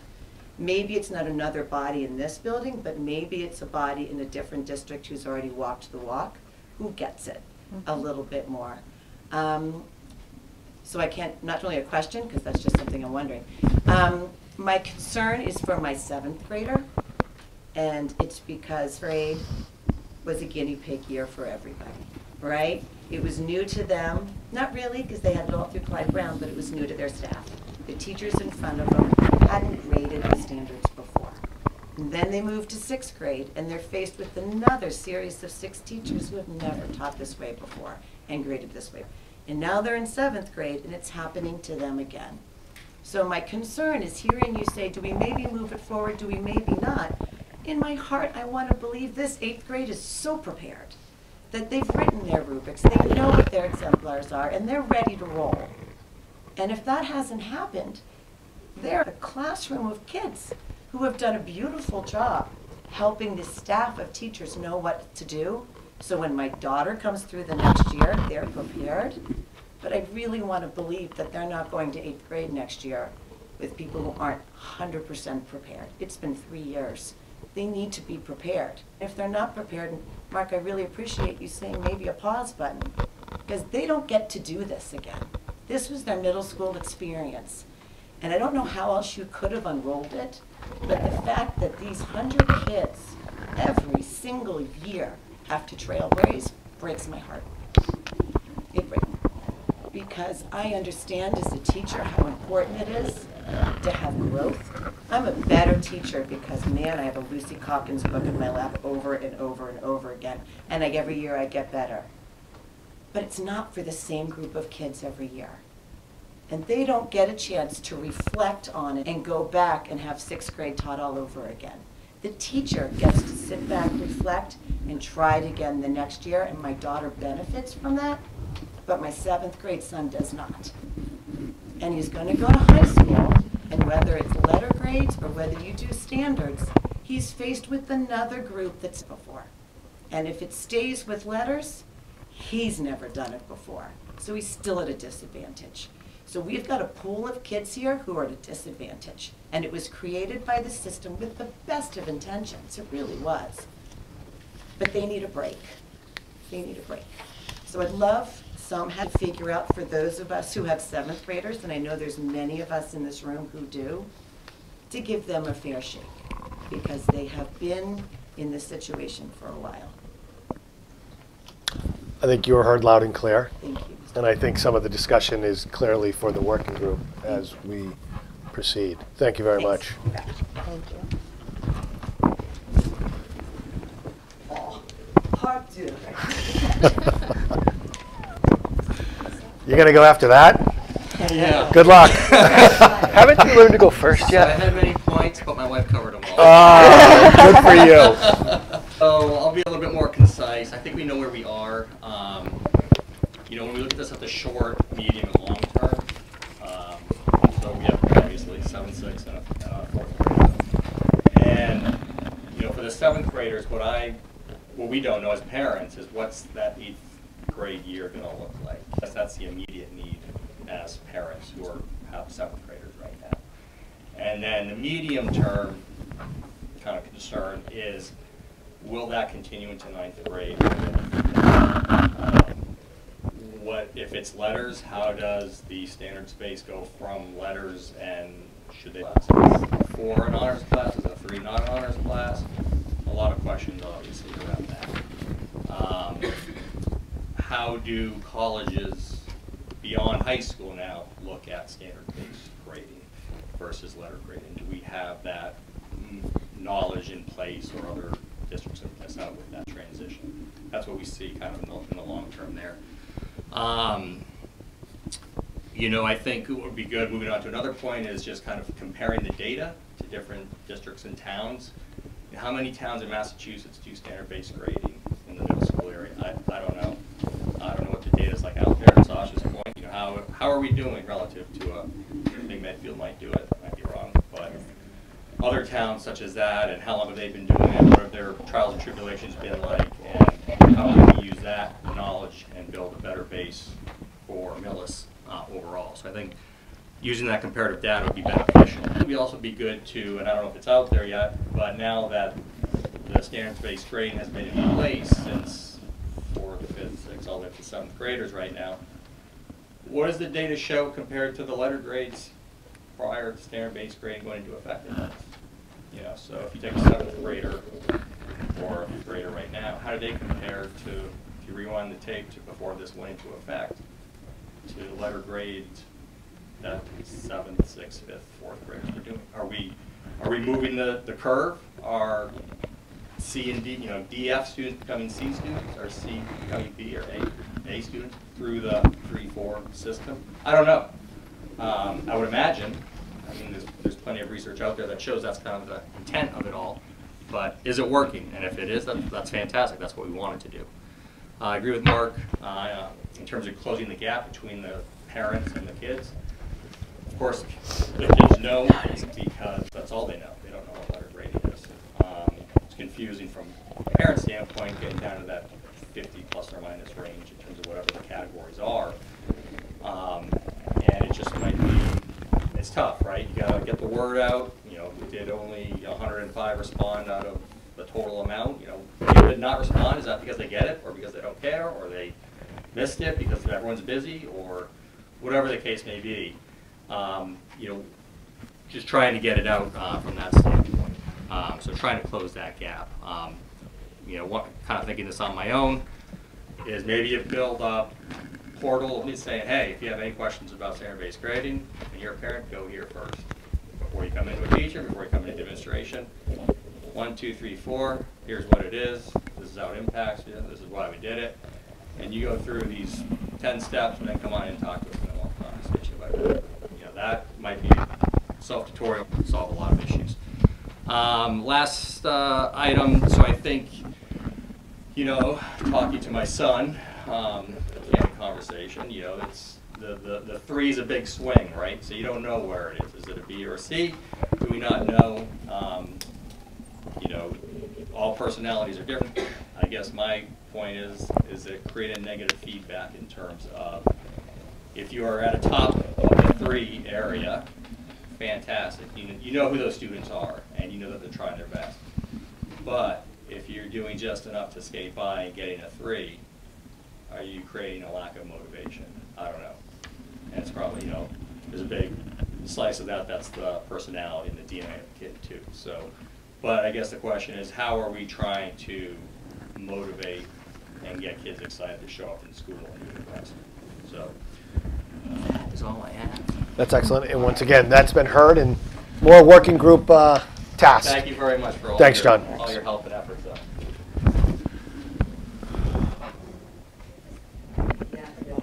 No, you don't have to sign in. You can go on. It's fine. It's not open session. I know it's going to be a little awkward. Oh, God. I'm looking for. Please identify yourself. I would love to. So my name is Samantha Conroy, and I'm a social worker paraprofessional at Clyde Brown, and I'm married to Mark Conroy. We have a 6th grader and a 9th grader. So we do talk about letter grades and standards-based grades. So our 6th grader gets it, and she knows her sister came through and got honors breakfast and all this other stuff.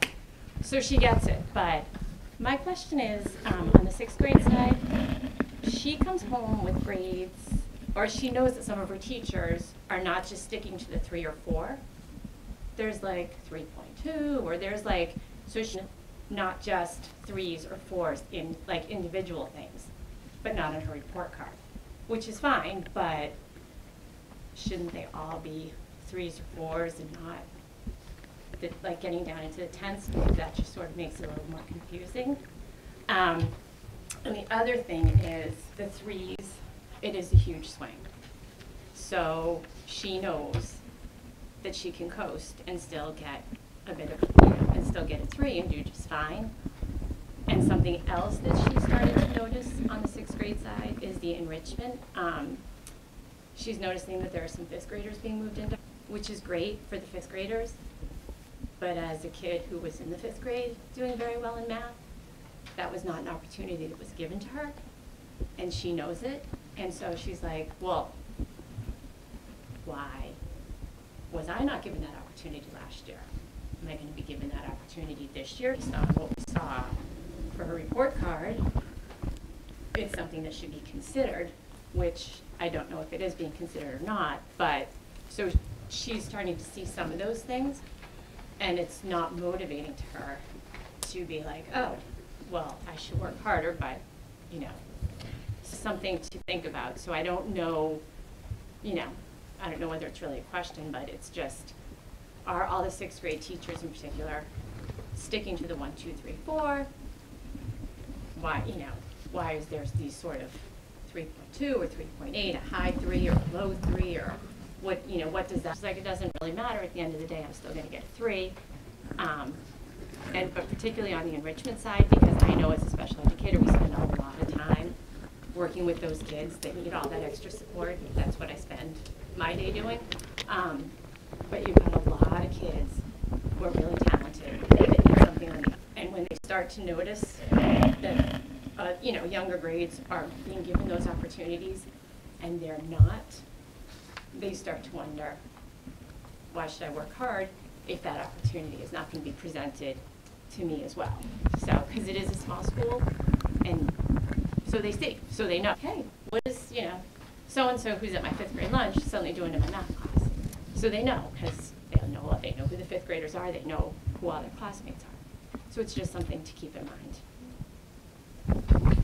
Thank you. Thank you.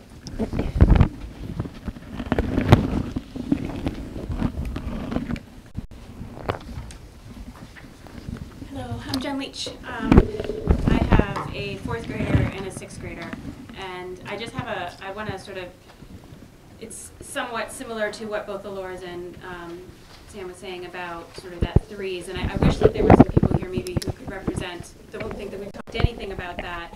I'm relieved that I'm not having to talk about that, but I think it's an important discussion to have as well. One of the questions that I have is, and I think you mentioned the idea of persistence and that grit and that growth mindset. I'm very well aware of what those terms mean, of how we teach that and how we don't teach that as well. And I'm wondering, based on what I've experienced in talking to a variety of kids in a variety of different environments, how that persistence is being taught and encouraged within this particular, with the standard-based grading.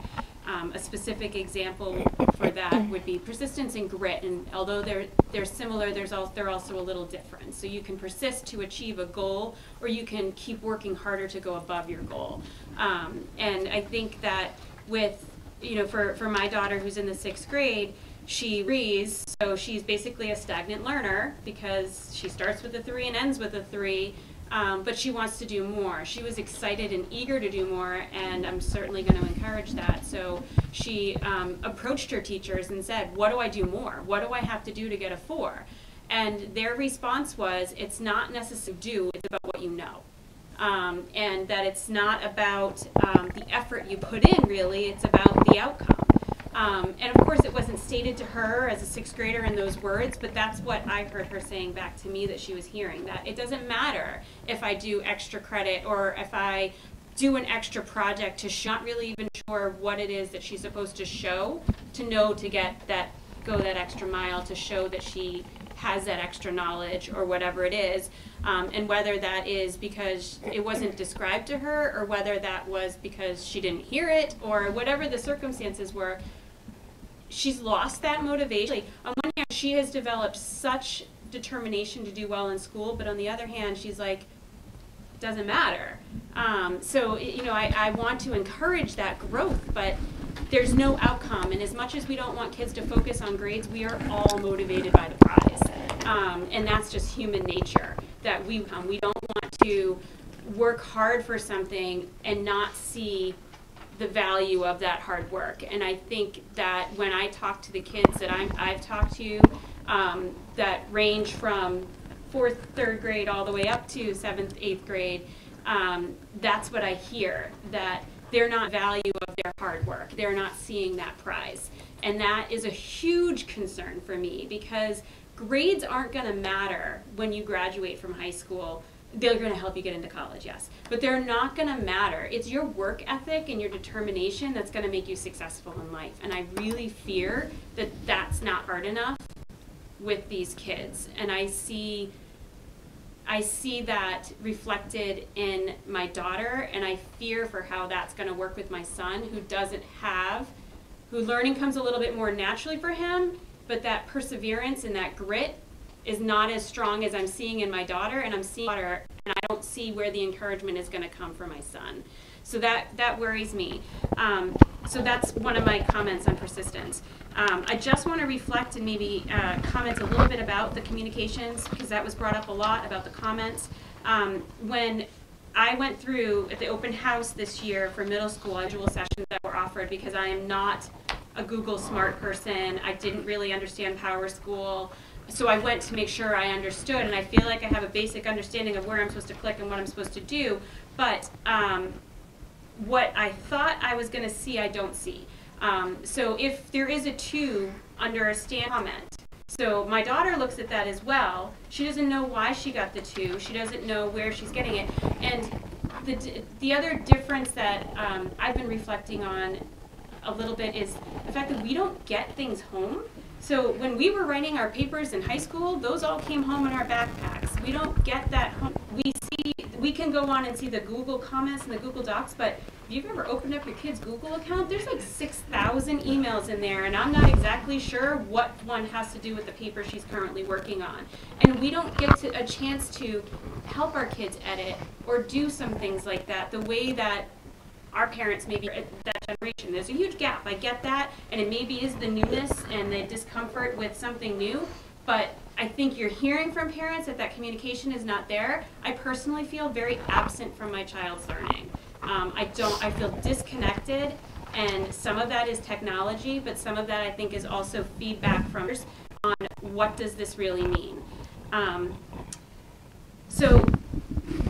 then this one, I'm going to take the risk of saying this, debating in my head, because I could get a lot of negative feedback from this, but I'm really surprised that 95% of students are in agreement or were positive learning, and I'm wondering how the survey was presented to them, how it was, how they were talked about, how this was talked about, what they were doing, what language was used, if it was consistent between classrooms, if they were told they were evaluating their teachers, which they all love and respect their teachers and want to praise. They understood the intention of the survey.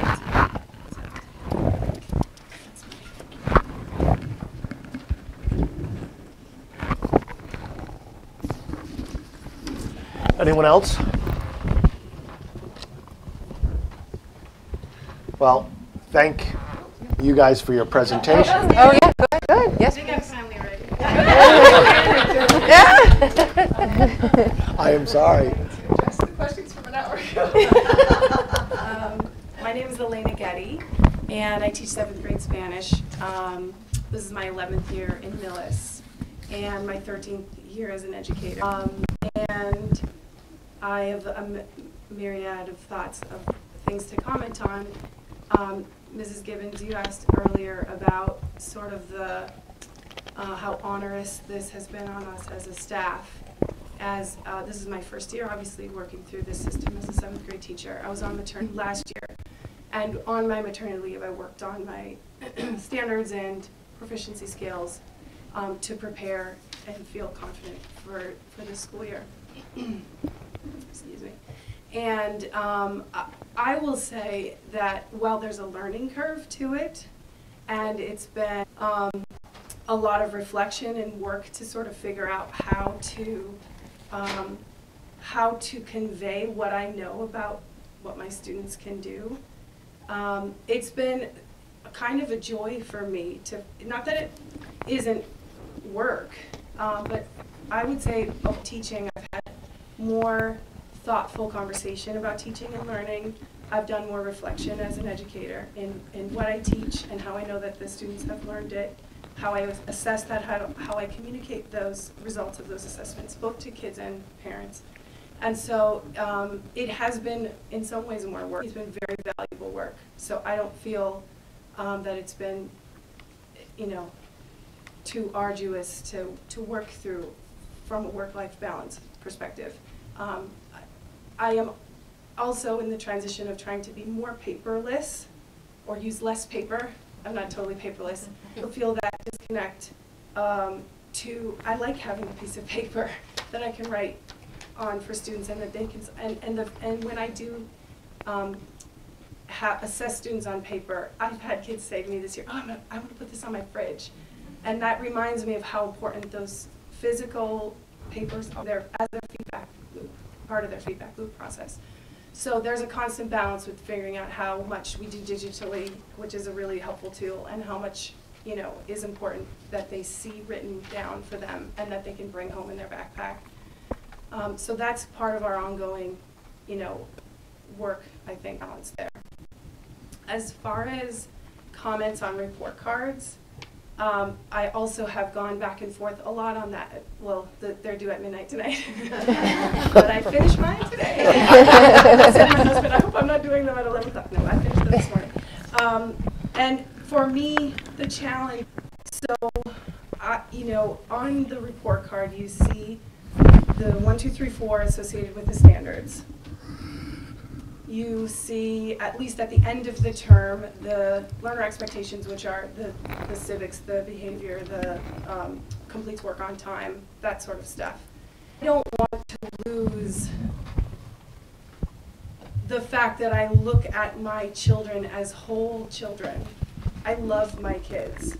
And when I say that they are a pleasure to have in class, which I do on occasion say, I mean that, and I want you to know that. The fact that they've mastered how to use present tense verbs, both regular and irregular, and that they usually complete their homework assignments on time, which you can already see in what we've presented to you in this new system. I want you to know that they're creative with language use, that they have a good sense of humor, that they have strong peer relationships, that they are a pleasure to have in class. Those are important things because I don't want to get lost in 2s, 3s, U's, R's, and miss the fact that there's a whole child here that we're assessing. So that, I don't ever want a parent to think that a pleasure to have in class is like a canned, you can trust that they don't all get that. We love them all, but they all express different strengths, right? And that's important to know. So hopefully that gives you a different perspective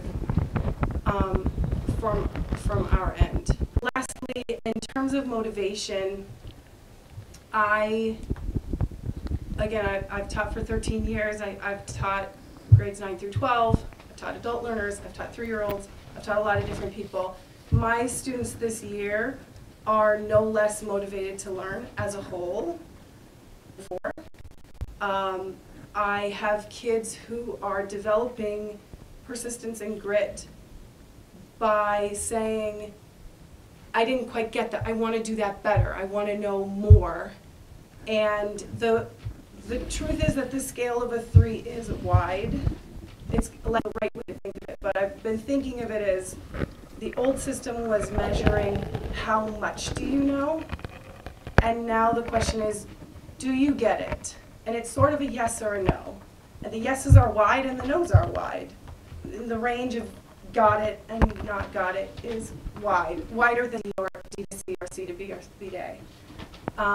But their pride and their motivation comes from the product that they produce. And they're proud to say, like, oh, I wrote this really cool dialogue. I'm going to put it in my learner profile, which is called Seesaw, their learner profile. I want to show this to my mom, or I want to know at the end of the year that I did a really good job on this. And so there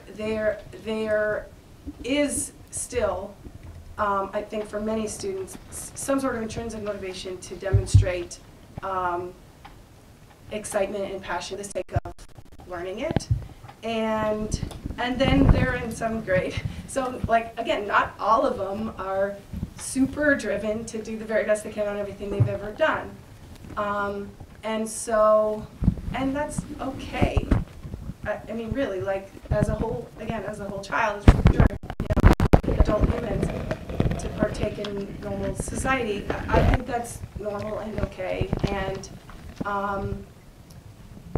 when I reflect on my own 7th grade, I don't remember a single piece of content that I learned except that the Taliban came into power when I was in 7th grade. And so my social studies teacher was like super into it, and I happened to write I got assigned Afghanistan as my country. Everybody was assigned a country. And so I learned about the Taliban, and it was very interesting and relevant to me. But when we're concerned, I guess, about students who move on and maybe they have of the content, how will they fare in the future? I feel more confident that the academic skills and the soft skills and the collaboration skills, that's what is going to really affect how they transition to high school and to college. Whether or not they, fully master present tense verbs in 7th grade Spanish, in my opinion, is less important to their future success. So that's how I look at all of those topics. Thank you. Thank you. Thanks for listening.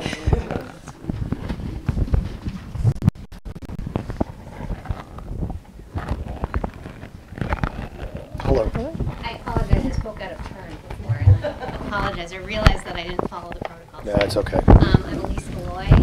I live in Millis. I have a 6th grader and a 2nd grader. I also work at Clyde as assistant principal and school counselor. So thank you so much. I apologize I was a little late because I was at Annie rehearsal, helping out with a couple of meetings there. I just wanted to kind of reflect. I know that Mrs. Leach brought up the fact that we haven't really heard from many parents who've had a 1 or a 2 on a report card. Hopefully my 2nd grader won't, she'd be okay with it because we've talked about the 1s and the 2s on her report card. Because I think that it helps when you really look at the breakdown of the standards. So Anya got a 1 on her report card in January, and we talked about it because she is working really hard on her spelling. Spelling is very challenging for her. It is also, I understand that. And she doesn't apply it in her writing. And that is very spelled out on her report card, on the line. It says, does the student apply taught spelling strategies in their daily writing? No. So that is something that we are working on tremendously at home. She is supporting her on that. And I'm hoping that she'll eventually get to be a 2 and hopefully get to be a 3. If she doesn't get to be a 3 at the end of the year, that's okay. It means we have some work to do and over the summer on how we're going to use our spelling into our writing. So I just wanted to kind of be that one perspective. I think she had a couple other ones, but that's the one that really I also wanted to talk a little bit about the fact that, and I was taking notes on my phone, I think the proficiency scales are really going to be very helpful. I think that proficiency scales are those definitions of what a 1 is, what a scores for all of those individual standards. So I will know kind of, okay, for my, you know, that one is pretty basic. It's okay, does she apply taught spelling standards and writing? But, so no, she's not there yet. But I think kind of being able to say, all right, so, you know, how much for that mastery? So I think those proficiency scales, once they're established and published, and they take a tremendous amount of time to do because we want to make sure that we're doing them correctly and we're doing them well. I think that's going to be very helpful for parents. I think it's also going to be helpful for students because they will also know what that 2 is and what they need to know to have that 4. So I think that those are, and I think teachers are kind of rolling that out and putting that out there for students right now and for parents, and I think that that is going to continue to help to develop, to help students to kind of recognize what that is in parents as well. Sorry, last thing, and I will take a note. Motivation piece. I think that Maureen spoke to that, kind of looking at, you know, giving a rating on that as well. I think will really help students as well kind of get, okay, I got a 3, but, you know, maybe your motivation was, you know, your effort was kind of, you know, we know you can do better than that, so we're giving you a lower grade here, a lower rating too. Because not everybody is born, you know, just with these overachiever kind of, you know, sometimes it takes a while. I have a very good friend whose son is very, very, very brilliant. He's been tested, he's, you know, off the charts. His motivation is very, very, you know, he went to a school with traditional grades and that didn't necessarily motivate him to want to do well. He eventually got into high school. He started as a freshman. His grade level GPA was not so great. We kind of said, hey, you know, didn't you want to go to Dartmouth? Well, yeah, you know, you got to really kind of work on it. And it really didn't get to him until he was a sophomore, and then he kind of got on fire and kind of showed that. So I think that, you know, grades can impact some students, but it doesn't necessarily impact everybody, and I think that that's also important. So I'd like that kind of motivation piece, or kind of looking at that, it's not called motivation skills, but really, so I think that those will be helpful as well. Excellent. I have a question for you, actually. Sure. Yes, sure. So when you got your child's report card and there was that 1, did you know beforehand that this was a thing, or were you surprised to get that 1? Because I've heard from parents that they got their report card in January last week. What the heck is this? How come my child is a 1, and where's that communication? Yeah. So I think, I mean, I've known that because when I get her, when we do spelling, I know that that's a struggle for her. I know her spelling tests are not super great, so I know that that's an area of need. Her teacher does a really nice job of sending work, you know, work home, so work about what that was. I knew from her progress report back in November and the conference that we went to that that was something that she needed to work on, that she struggled with. She also needs to slow down and reflect and kind of go back, because I think that's also part of her issue, is that she's really fast and she's speedy and, you know, turns it in. So yes, I mean, it wasn't, you know, that and I know that she works with Mrs. Bernier Garzone, the reading specialist, kind of in that area as well. So there were lots of different ways that I knew that that was an area that I wasn't going to expect to see. I also knew that, you know, a 1 and a 2 in January is okay because they're just starting to learn this skill and they haven't mastered it yet. We wouldn't expect them to have a 3 for my daughter, I wouldn't expect her to have a 3 in January. You know, and don't get 3s in January, and then we need to challenge those students. They might get a 4 in January, and then we need to really, you know, challenge them and enrich them and kind of bring them to that next level. But, so did that help? Yeah, sure. Any other questions? Thank you. Thank you. Anyone else in the audience? Sure. No. Okay, so if somebody is in the middle school, because I feel like communication in elementary school, just by nature of the fact that the kids are so young, is so much greater than in the middle school where you're expecting them to be more independent. But if somebody is receiving Tier 2 supports in the middle school, are the parents aware of that? I would say generally yes. Okay. I'm just curious. I mean, there have been either phone conversations or communication with parents. All of those students, their parents are in some school things. as part of the conversation we've had, like, we were not exaggerating, we've had conversations all summer and into the fall. We were looking at where people landed last year at the end of the report card in preparation for this discussion, the ones and the twos and the threes and the fours. So that is a conversation we've had here, identify some areas that we need to improve next year. So that is a conversation that we've had, and it's probably more about communication, less about service delivery. But it's probably looking at the whole picture to make sure, one, we're doing the service delivery, and just as important, we have to be communicating differently or more elaborately. We need to do that as well. So I pulled that out when I was pulling the memo. So that is a conversation that we've had and we will continue to have. Wow, that was a long presentation. It was a filibuster. Congress worked harder, they could have the government open sooner. So obviously, Well done. I gave you Leave it 12, at you that. took 44, but who's counting? But there's a lot. I was writing a lot of notes. There's notes. We'll gather any notes from the committee as well.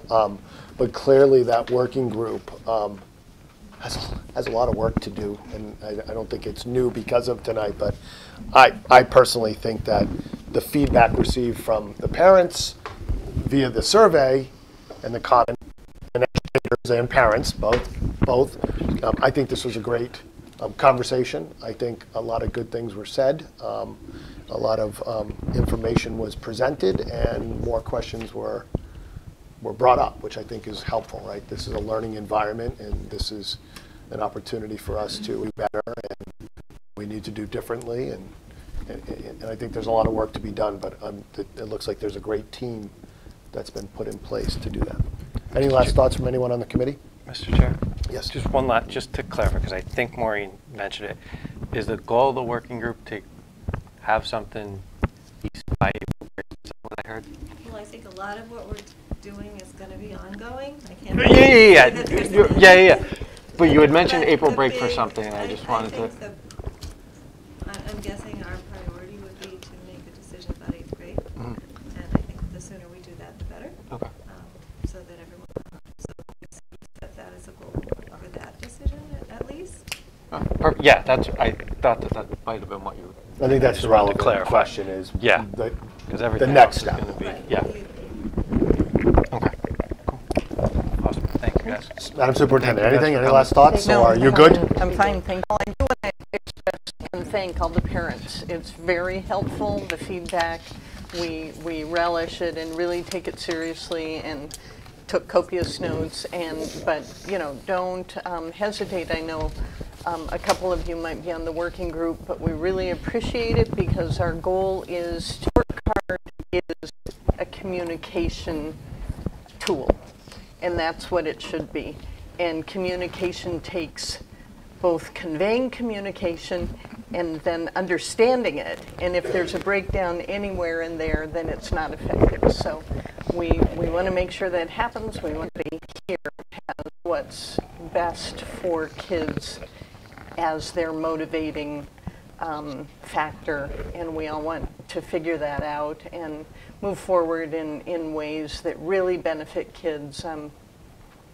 The achievement, in Millis, we can steadily growing, and we're really pleased so far. But we want to just keep it rolling.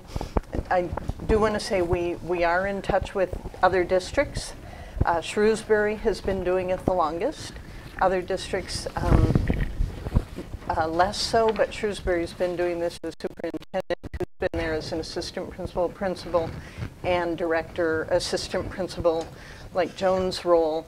And he said they have not seen any decline in high school at all in MCAS or throughout the middle school, MCAS or in AP scores or SATs or graduation rates or anything else. That's just been a steady improvement. So other states have jumped in earlier years than Massachusetts. In most of the New England states, standards-based developed, the state of Washington, and one other out west. Utah, was it? No, I forget which one out west. But there is plenty. But I love the ideas of getting our teachers together with the Shrewsbury educators, for example, to talk it through in Shrewsbury as well. So they've been doing it many more years, but they still tweak around the edges as well. So thank you very much for coming.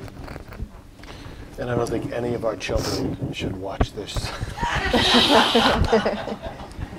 Not that there's a lot of kids dying to watch our school video, just in case. Anywhere there. Thank you.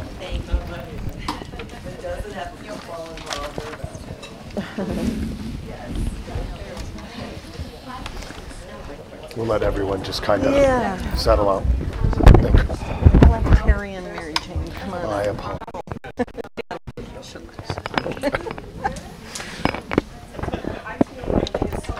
Terry and Mary Jane. Terry and Mary Jane, can you come on? Anyone need a replenish? Thank you. No. Yeah. You may as well. Take a mint. Oh, that's fine. Yeah. The head table. It's just like the wedding. The head table gets its first choice. Bye. What? Hold on. We're still on semblance of. Yeah, everyone get out. Dave can edit this part out, maybe. Sorry. Terry's here for the long haul. So it's less of an apology to Terry, but it's very rare that we have such a lively agenda with guests. So sorry to delay. You want some chocolate before you go? Well, yeah, that's right, Jane.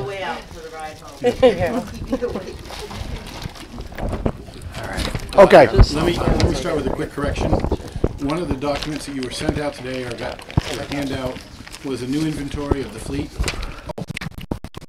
Basic analysis of the fleet, what you, for example, would need for spares, that sort of thing, that still holds true. But as far as the numbers in the fleet, I was working somehow or other with a very old inventory. So Okay.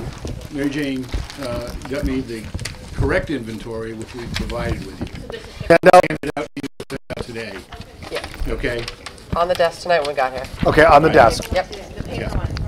I got So it. these numbers are correct, and they are greater than the numbers that were in the memo. I believe it works out to be 20 vans, and I think it is 10 buses, and then there are some support vehicles, like there's a minibus that's not included in the 10. I think there's a car that we have an additional to the vans. I hate the car. As far as the big numbers, those would be the big numbers. So That neon's gone, right? Say what? That neon's gone? We didn't have a neon. Thank God it was gone before you got here. Yeah. We could have made that the business manager's car. I wouldn't even do that to you, Terry. So how is...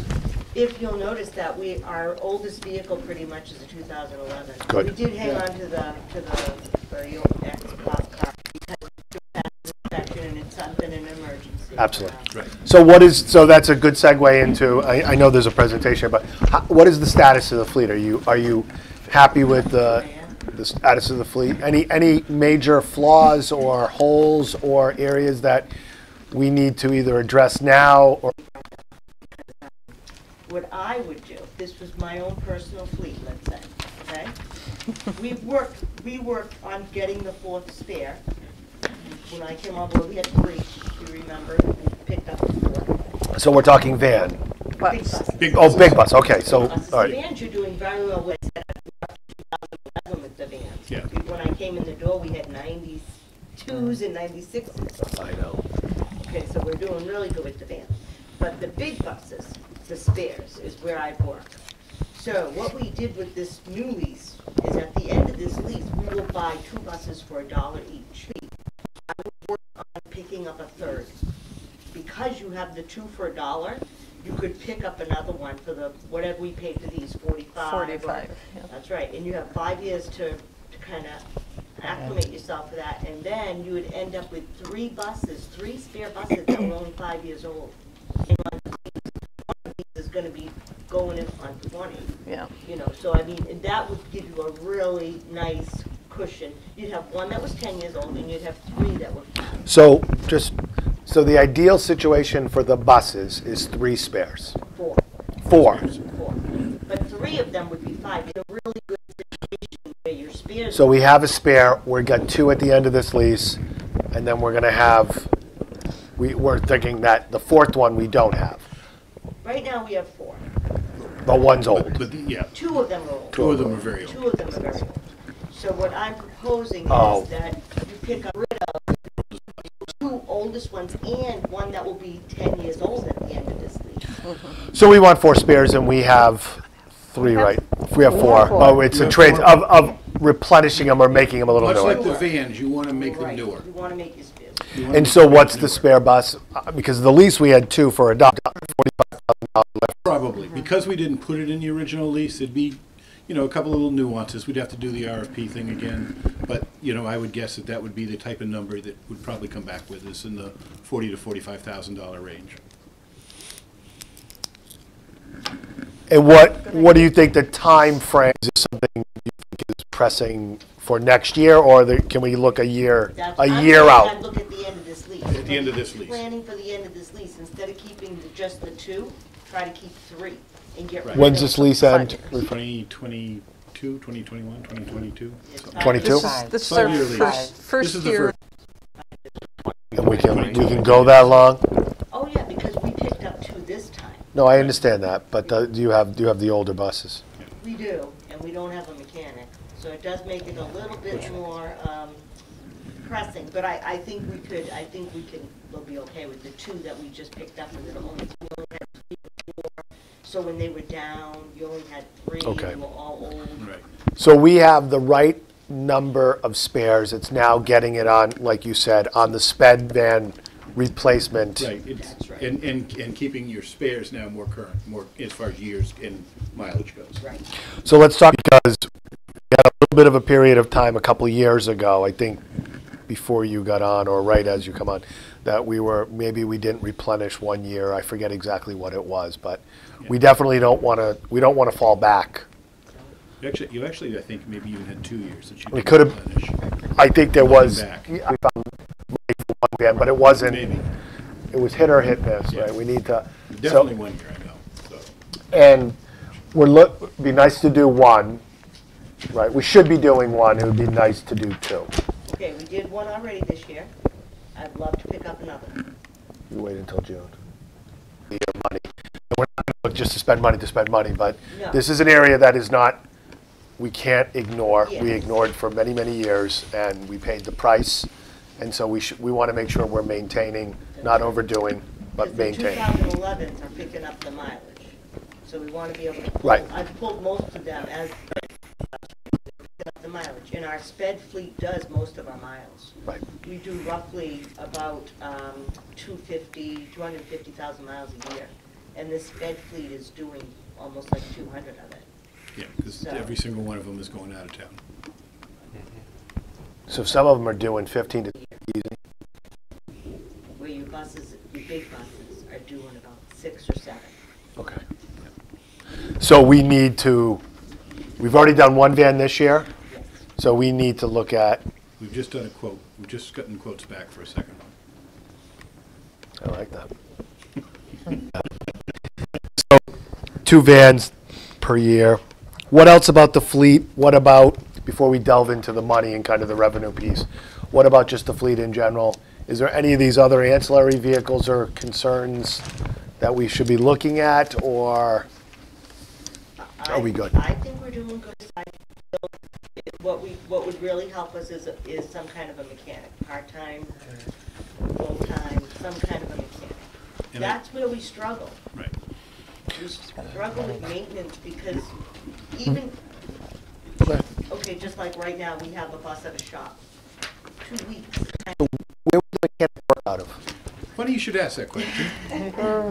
Because I spent 2 hours this morning out at the DPW garage with the town administrator and the architects for the proposed. Try to get rid of the extended day van? I mean, No. Basically, Wade and the architects for the, and Jim McKay and the architects for the proposed, or soon to be proposed, I think, new facility out at the DPW. We're talking because I raised a few weeks ago, I said, you know, I know you're building this thing. Is there any chance that we could get a bay to, and said, you know, now's the time to talk about it if we're going to talk about it. So we indeed were walking that property today. We were talking about different options, and so they're basically looking at 2 different options right now with the architects. And they're going back to the drawing board, and literally they're talking about flipping the property around to make it work. One is to simply add another 60-foot bay that would be, you know, exclusively for buses. But the property is, I'm sure you guys know it better than I do, but you know, as you walk around it and some of the limitations, Yeah.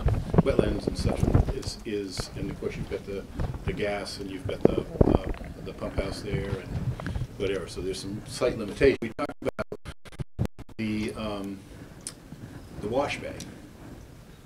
And the original wash bay, the idea was everybody could use the wash bay, but it was going to be short, and when we wash buses, they would stick out. And so we got to talking, and we thought, well, what would happen if we made the wash bay 60 feet? And that when it wasn't a wash bay, buses. And you can do that dual purpose wash and repair. It's Yeah. So there's 2 options basically on the table right now. The best option, I guess you would say, is if we can have 3 bays. 1 bay dedicated to, which has to be, 1 bay dedicated to repairing town vehicles, 1 bay is a buses to be repaired. That would be the preferred option, I guess I'll put it that way. Second option, probably the option that we may end up moving towards because of the space, the geographic limitations of the property, would be to expand the size of probably both the bay and the wash bay to make them both 60 feet. So we'd lengthen their bay as well, just for a variety of reasons it makes sense. And then the wash bay, when it's not being used for washing, would basically be the bay that we would repair our big buses and our vans. And then once we have a place to house somebody, lo and behold, you know, starting it with a half-time mechanic, but Does the town have a mechanic? The town has a mechanic who's in full use. We've already approached the idea whether or not we could share a mechanic, and we actually asked them whether or not they would want to share a second mechanic. They're not at this point in time ready to do that, but we can easily support at least a 50 pound. The amount of money that we farm out, Oh yeah, would it pay for itself? Yes. Would It we would be pay able? It would pay for itself, and the other thing that we would do is we would over time we would get that mechanic warranty certified.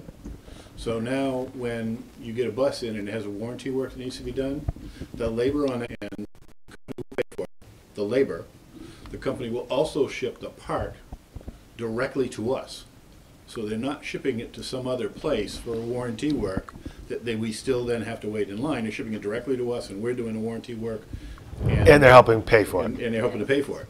So I mean, it's what happened this fall. Of course, we were all frustrated with it, but we're by and large simple adjustments that if we had our own mechanic, they could have been made and bus could have come in the morning and could have been back out in the afternoon, but instead we were taking it out and we were having to wait in line to get it repaired, and that was frustrating, I think, to everybody. Not pressing until we have a space for that Well, mechanic. the mechanic really can't function unless we have a space. And so, what is the time horizon? I didn't even know that they had. Are they putting forward? They're putting forward a warrant article this spring. Is what I understand. That's the plan. Is it a new construction? Yeah, I mean, it's not the same projects that have been going on in 20 million? lately. Is it 20 million? No, I think it's more like 2 to 3. Oh, really? Yeah. I see all these other towns with their brand new garages. They look very. Well, keep in mind the main is and I. After what we just did, everyone is asleep. That's okay. But at any rate, is that the main area where the trucks are stored and work, and right now, you know, they do some work on them there. That still remains. Oh, okay. But it's the place where whatever that gets placed on one side of the building, and then on the other side of the building is where we're talking about the bays, and then the salt barn also gets rebuilt. So those are. So it's not a tear down build up. It's not a tear down build out type thing. It's a rehab addition type Exactly. thing. Okay. All right. Exactly. So we in a year and a half out. That would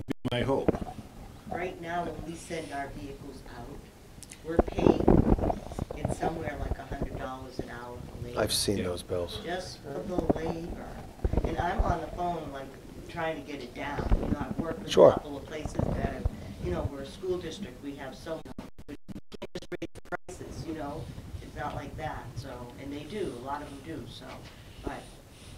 So this may be a budget ask in '21 then, right? Because I can't imagine, if we're really relying on, waiting on construct, I can't imagine. For the mechanic? For the mechanic. Probably. Again, if for some reason we had a facility actually budget, I'd probably come to you and say, can we take a little bit of money out of revolving temporarily to get the mechanic started, and then... If it's paying for itself, sure, that makes sense. Because, yeah, so, because that's essentially what it's going to do. So what's the total operating cost of transportation? Well, I would tell you about it because Mary Jane's done an excellent job since she's come on board, is let's go back to 2015 when you spent $879,000, okay, which was a lot of money. I wasn't here. Okay. Now, last year, okay, we spent $693,000. Okay, so that's a dramatic reduction in the cost of transportation in the district. And, you know, that's through managing a number of things. It's managing your fleet, it's managing your fuel, it's managing the staff.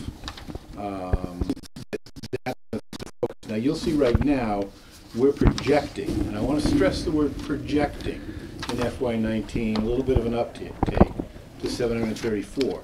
But I will tell you, as you all know by now, I give you conservative numbers. Because I'd rather come back to you and say, oh, guess what? It's not 730. So I would tell you that $734,000 is a worst-case scenario. I really don't think it's going to, and I've talked with Mary Jane about this, she agrees. Neither of us really think it's going to be there. We do think it might be level. Okay? But again, right now we'd rather give you a conservative estimate.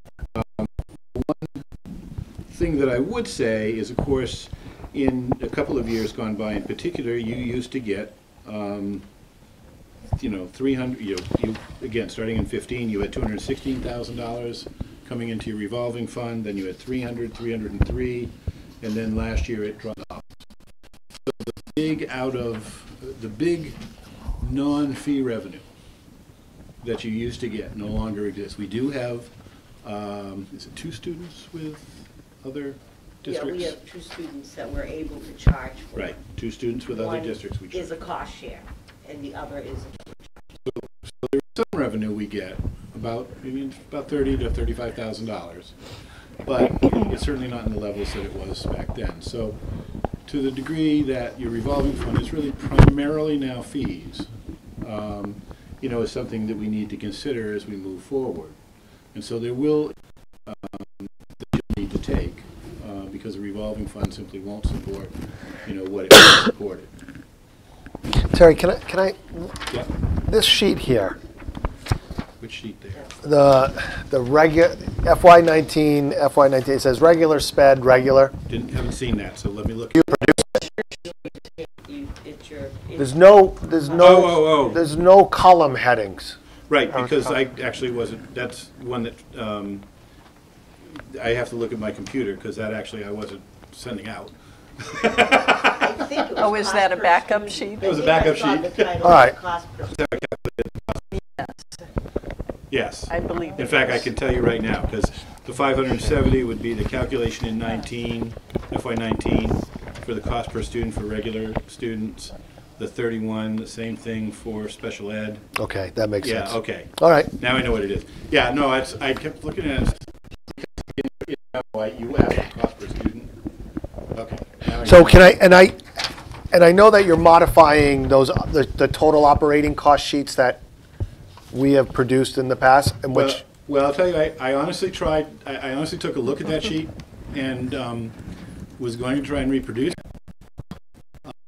I did ask you to try. The numbers I couldn't. Yeah, and the numbers I couldn't verify the numbers was number one, and I can verify these numbers not only with our system but with the town as far as their accounting. So that was number one, and the other is there were a couple of things in that sheet. And I'll just say I'll say it personally, okay. is, for example, I'll take fees as an example. Fees were broken down between current year and next year, and we don't record fees that way. They've never been recorded that way, because fees are revenue. It's not broken down or designated against one year or another. So how those break down... Carryover. Yeah. Are you talking about the carryover? No, I'm talking about the way that other one had, we don't have it in front of us, but it had fees on two lines. It had fees for next year, and it had fees for current year. So that was when they come in the spring.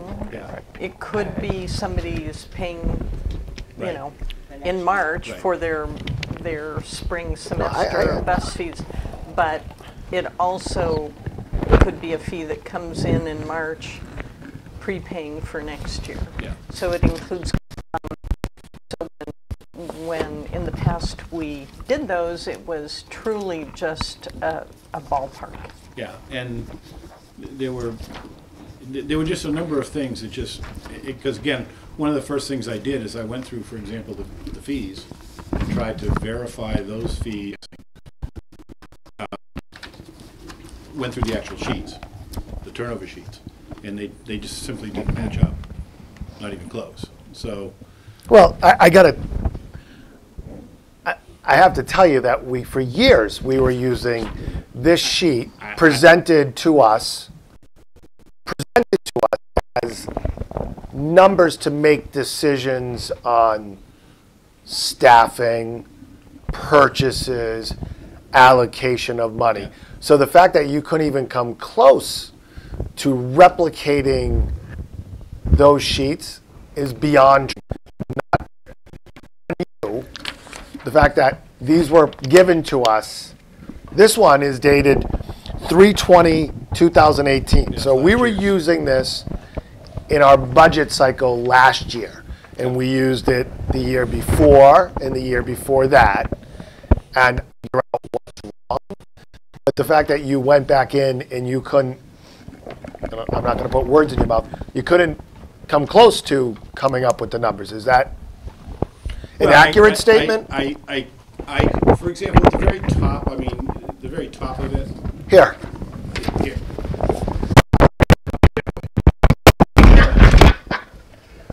Okay. Help me So figure this out. For example, if we look at the top of this, we have revenues. Okay? Yes. And the first revenue that you see says it comes from the operating budget. The operating budget has no revenues. Okay. Yes.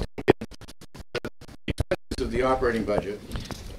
And then they've said, okay, we spent this money in the operating budget, so therefore It was allocated as revenues that equal it. But in truth, there are no revenues from the operating budget. So wait. So let's go back for a second. So now it was considered a funding source. A funding source. Because of that. Okay. Because that's a semantical argument, although technically right. It's a revenue source. So then, when we get into the next section, for example, and I'll be honest, once I got into the next section and you couldn't do it, I honestly didn't pursue it any. And I couldn't verify even the first, I couldn't come to the first total of transportation fees, but then in other schools, yes, I could come up with that number. That's an easy number. And then you see bus passes for the next year. Okay, well, bus passes for the next year are transportation fees. Already not able to hit the $50,000. Okay, and I've got another $22,000 here that I'm supposed to find. There was no projection on that. Those bus fees were fees collected in that year. But what I'm trying to tell you is we don't break them down that way. They're never. So those numbers are essentially created by someone had to say, okay, of the $70,000 or whatever I guess let's say $72,000 they were projecting, they made an arbitrary guess that $22,000 of those were for next year. Arbitrary, because if you figure something's coming in May, June, it's bus fees for next year rather than paying for the year that's almost over. So but you started by saying that you couldn't get to the totals. I couldn't get to the totals because the field trip monies. I didn't verify the field trip monies because those are designated on turnover sheets. not exactly the same numbers, but that's okay because we're trying to get to actuals. And then you have other, okay? There's nothing in here about athletics. And athletics is about $23,000. And you want to know why that's missing from that section? Is because we've never come up with the total operating costs for athletics, which is exactly why after the athletics discussion, I sent you that format saying, could we do it? Because for years after years, we have athletics and we can't do that. And no one in this room could say right now, maybe you potentially could say, what is the total operating cost of athletics? Maybe you have a better idea because you just went through the process. For years, we couldn't do it. So athletics wasn't showing up in transportation. We tried to pull it out because it wasn't. And to this day right now, we don't because no, I want to know what the total operating cost of transportation is. I want to know what the total operating cost of athletics is because they're both, there's fee-based and Fund 10 operating budget. Right. And my blood pressure is going through the roof. Okay. So here's what I'll say. However, whatever format you want to present to us, at some point in the near future, I would like to know, and the committee would like to know, what is the total, but at least look at the sheet. At least look at the sheet and understand what we were trying to accomplish. Exactly. Because we were trying to accomplish the cost for general transportation and sped. I don't want to lose that. Right. And that's what we tried to give you. So It's just. all right, and now that we're talking about the sheet, I'm going to also say something else.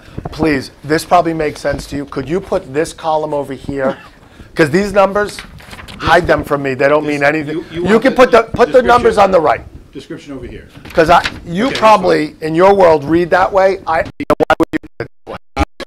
No, RDA would. RDA. But I can. Is that the program we're getting rid of? About Millis. Okay, all right. But I can. You're not helping. I can. You are not helping. I can do something with this. So, my frustration is 99% not with you. Not. He can be frustrated with me 1%. Can't keep. Even 2%. You're not going to get a 4 from me, okay? There we go. You were going to get a 3. I'm putting you more in the 2. It's okay because it's only Jay. 3.2. I still have time to get to a 3, right? Yes, yes, you do. You have until If we have another one of these discussions, I'm going to pull your license. You're not going to be able to drive. You understand what I was trying to say on that? Yes. On the analogy? I know what she was trying to go. All right. All right, let's. And then. I think we're all slap happy here.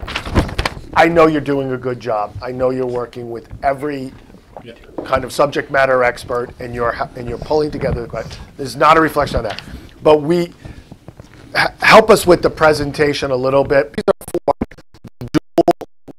dual, whatever. If I say it wrong, I apologize. The dual revenue sources, right? You have a fee-based part, and you have a Fund 10, and then in addition, you may have other fees and other funds coming in. So I see what you're doing. Let's see if we can work. I think the summary would help a little. Okay. So all of that, what are we missing besides the budgeting piece? What are we missing? Because I suspect that there will be a play to increase the fees, which will probably not occur. For everyone, but afford it. What are we missing from the budget? Give us the highlights. Or what do we need to know about the budget piece? I think what you need to know is that you've probably reduced costs over the last 5 years as much as you're going to do. Now, I think you probably this year, as I'm going to start seeing costs, simply because it's the nature of the beast and obviously it's, again, you have labor here, and you're going to have labor costs going up. You're going to see it start inching up. The other thing, and while we speak about labor costs, the other thing, and I'll let Mary Jane address it a little bit. Right now, we're very fortunate. Massachusetts is no different than any other state in the union. or the Confederacy, I guess. Jeez. I'm not sure I'm supposed to say that, but go ahead. In that there's a shortage of bus drivers. And we're faced with some hard choices on, you know, what we have to pay bus drivers to get bus drivers. I think the last time we negotiated a contract, Nancy and I tried to increase the salaries a little bit to try to But, you know, I just obtain and bonuses. Forewarned is forearmed. I think right now you're okay, but this is you talk about shortage. This is one place there's definitely a shortage. The contract's up? Yeah. Contract's up. And just as an aside, if I may, Mr. Chair, too, Yes. the Accept Collaborative does the special ed transportation for not only most of our surrounding districts who are members of the collaborative, but a bunch of other districts. Perfect storm of certain things. All those districts are experiencing 200-300% increases in what Accept is charging them for next year. It's staggering. We are so fortunate to have contained costs. You know, even though there's inflation and the contract goes up a certain percent every year, she's managed to reduce costs. So I think Millis is in a good place right now because we do our own transportation. We know memo about, he wasn't here last time we went out to bid, but we did go out to bid and we did the analysis and found that we approximately save about $60,000 paying the salary of a teacher by doing our own transportation. It's much easier to contract it out. We save money, and right now we're very fortunate to be doing our own sped transportation, so I appreciate that. We've actually had other districts approach us as to whether or not we'd be willing to take over their sped transportation. For a while, we were doing a lot of work with other districts. Do we have the capacity beyond? We never want to take away from our own students. No. What we want to do is we want to look at stuff that makes sense for us. Like I did when people call us, and sometimes they do call me, I always say, am I going there anyway? Right. Am I going up and then I've got to pay the insurance and the person's insurance and their benefits. And then you'll get the district who'll say, well, when the student doesn't go, I don't want to pay.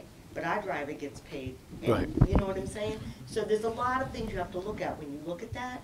And right now, as Terry has said, the registries that drivers need in order to become drivers. They're making it that special needs drivers now have to have a certain amount of hours of training before they can get their 7D license. And it used to be that you would just go down to the registry, you would say to me, I want to get my 7D license. So I'd give you this little book and you'd study it, and you'd go, and then you'd come back, and then you'd do the query, and then you'd do the medical.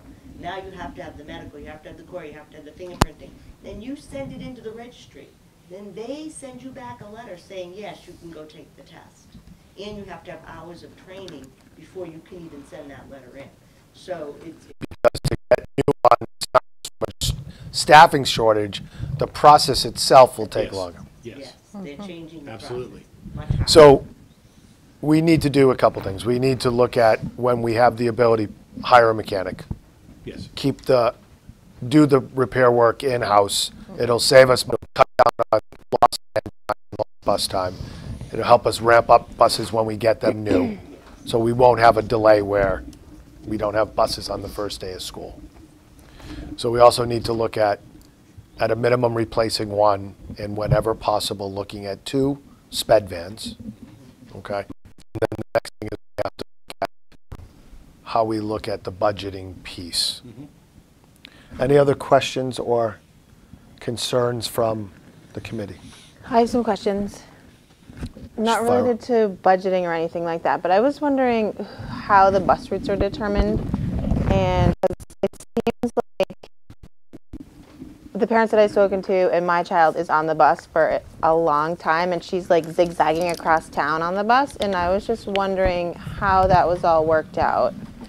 Okay, well, what normally happens, we have a routing program. It's not a fantastic one. And one of the routes have been like set up at the beginning of the year, and you move into town, let's say, and you give me your address, and I put it into the computer, and the computer will show me where the closest bus stop is for that address. I personally, this year, routed those buses, and I did it in what I felt was the best routing thing.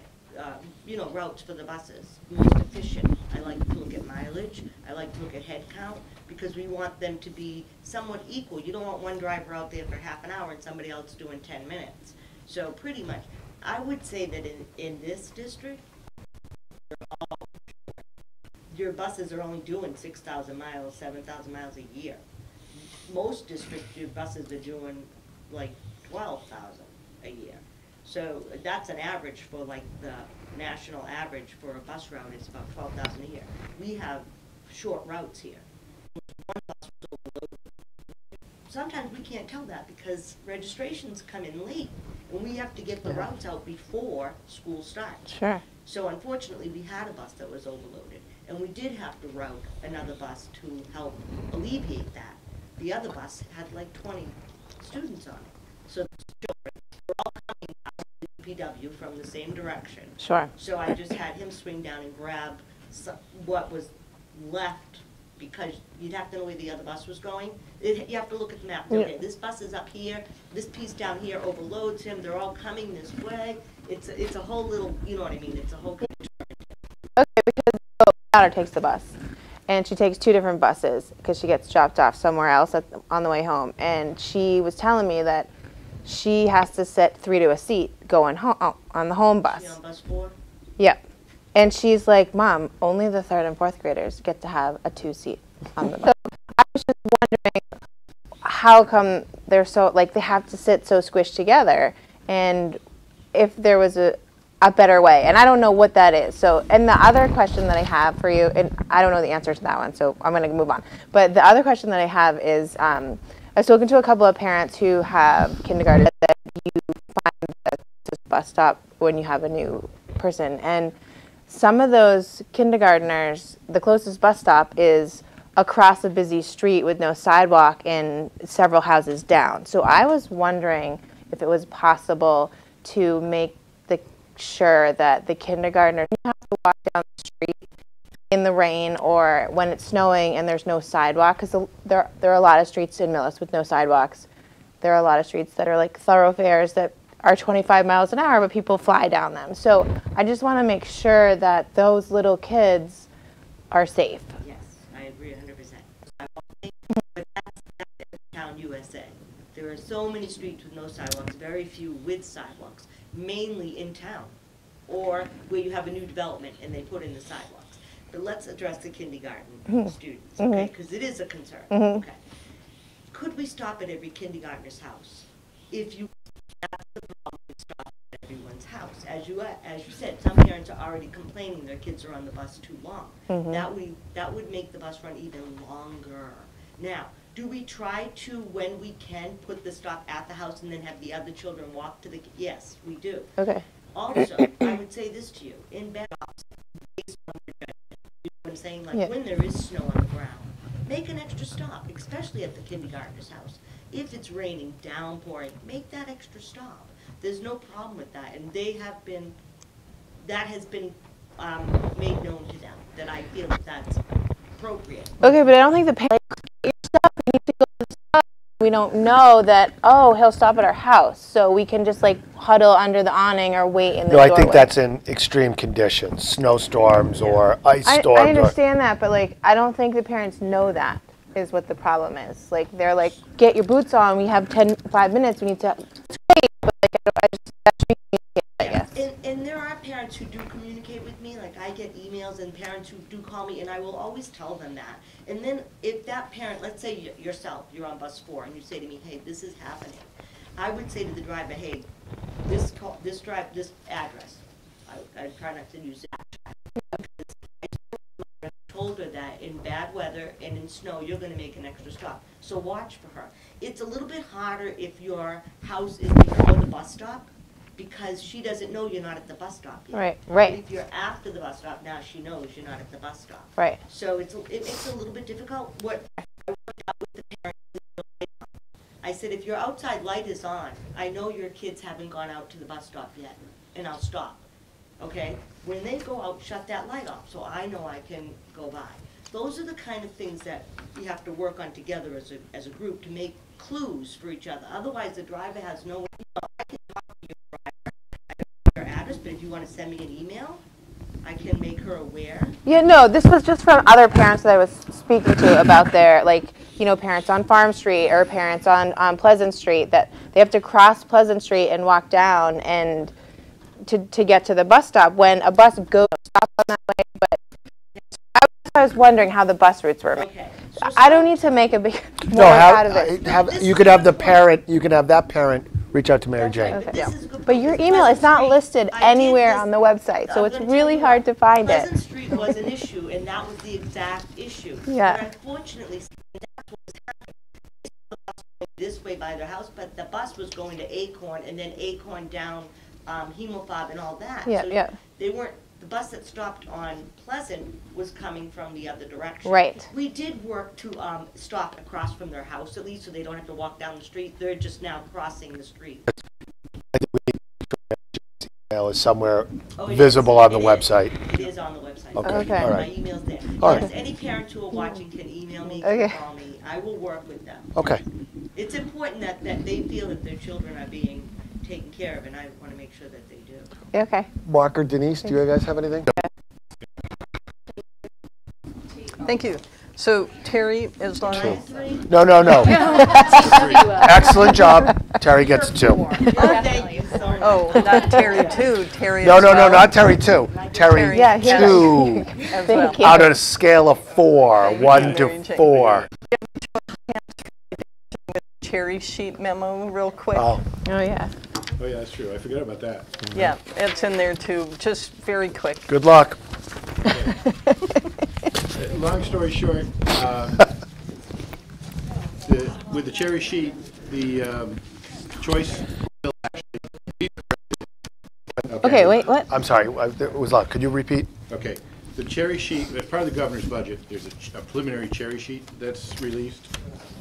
And when that was released, there were numbers that were issued for school choice, and they were considered. We had identified the fact that a number of our students had been miscoded inadvertently. That has been corrected. It has been corrected and filed with the state. And January happens to be the month where everybody checks their choice numbers, files corrections with the state, and then they get corrected in February. So it's basically making all those corrections in February, so that number will change. It will increase probably by about $160,000. So you'll see there's a sheet like this that I hand wrote on, okay, that the number should read something like, and it may be a little bit plus or minus because of $246 for school choice versus the $279,346. And then the bottom line number would then change to $6,465,49. And I think if you remember, those of you who were at the tri-board meeting, I said I expect.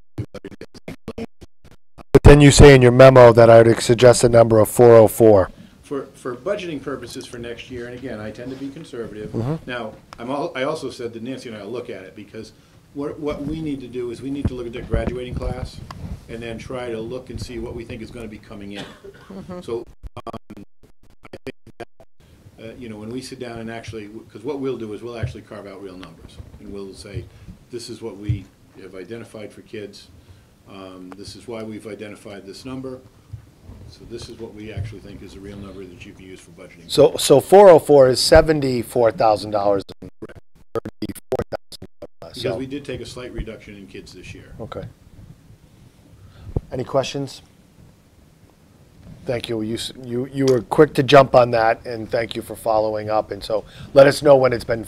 Is this finalized? No, this is the school. This No, meaning the just number choice. So that's going to be fine. And then the cherry sheet is not finalized. Yeah, I the cherry understand sheet that. will keep changing. But the school choice revision is. Number will be changed. All right, that's not up in the air. Okay. Yeah. No. All right. Was that a 3? You know what? Don't be needy, and don't ask for it. You have the opportunity to close this. You are the last act. Please. It's been a long night. Help us. So, are we on this? Yeah, capital plan. We're on capital plan. You can the auditorium, library, art, lockers, in the middle school. I wish I could, Mr. Chairman. But unfortunately, this sheet is something that is due to the capital planning committee tomorrow. Okay. And then this is the meeting, ahead of the meeting you and I are going to go to next week? Okay. Well, 2 weeks, I think it is. All right, whenever it is. Yeah. So, and they put together a rather massive sheet, and then they, at the meeting, decided they would break it out into smaller sheets for each department, and they wanted to do two things with the sheets. They wanted us to prioritize high, medium, and low for FY20. And then within high, medium, and low, they wanted us to rank if it was high, A1, A2, A3. If it was medium, it would be B1, B2, B3, and low, you get the idea, C1, C2, 3C. Okay. The red lines are if there's an item that's on this list that, so really quickly, items are items that have been funded. That's why we're saying you can take them off your list. Because they've been funded, we're going to do The first three in red. First three in red. Okay.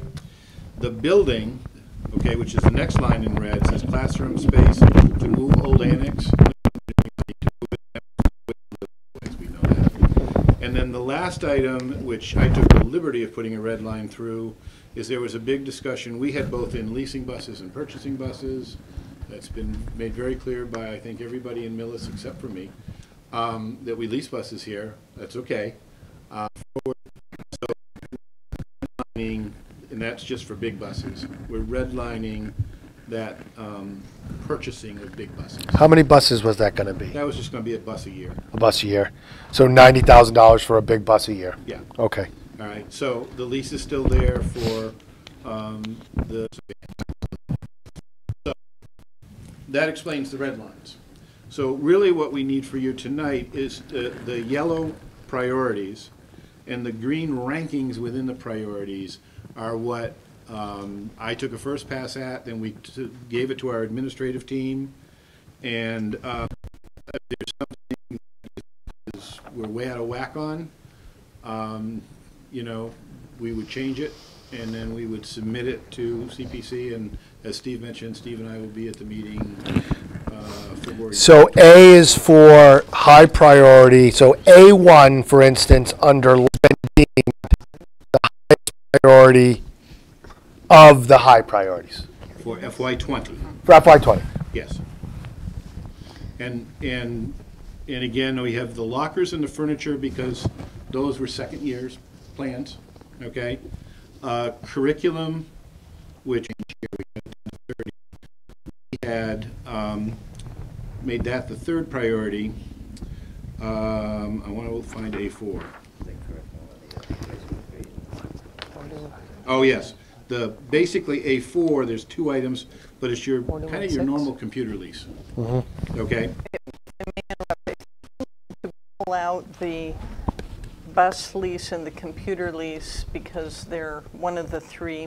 They're the three must funds, the Medicaid. But I think the capital planning is not doing that. I think they're looking at capital, understanding that historically. Right. I think, but they want to see everything in one.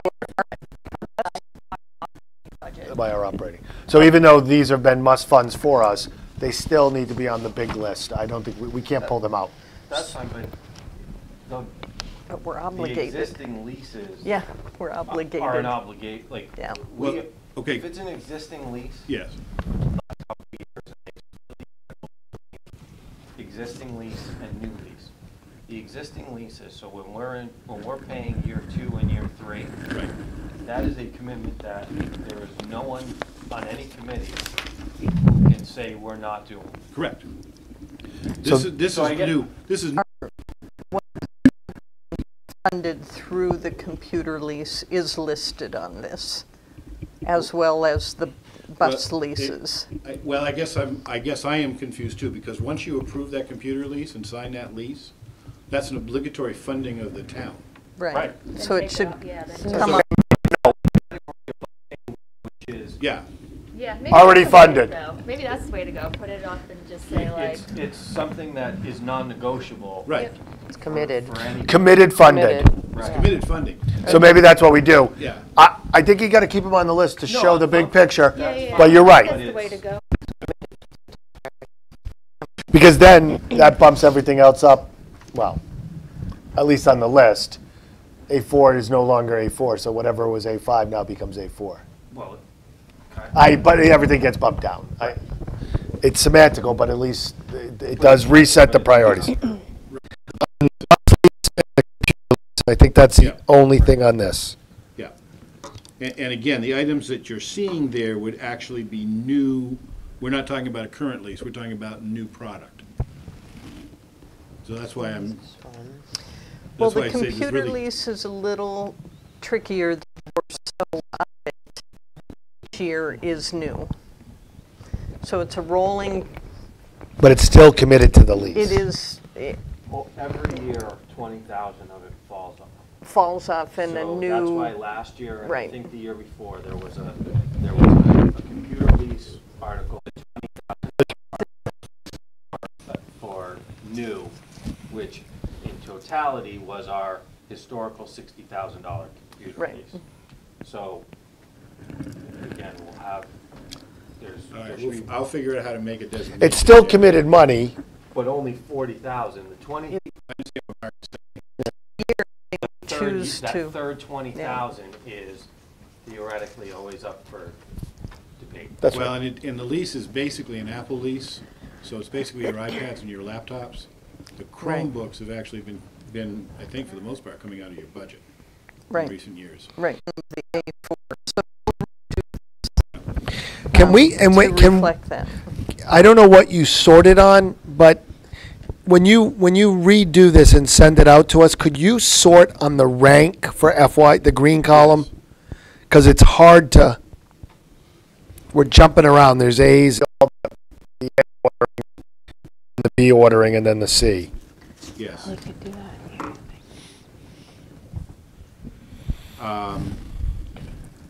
And so how come you have two A7s at the Okay. very bottom? I have two A7s, I have probably more than two A7s. Yep. There's a lot. There's All like, right. Possible term. Okay, Please understand that. I do. Okay.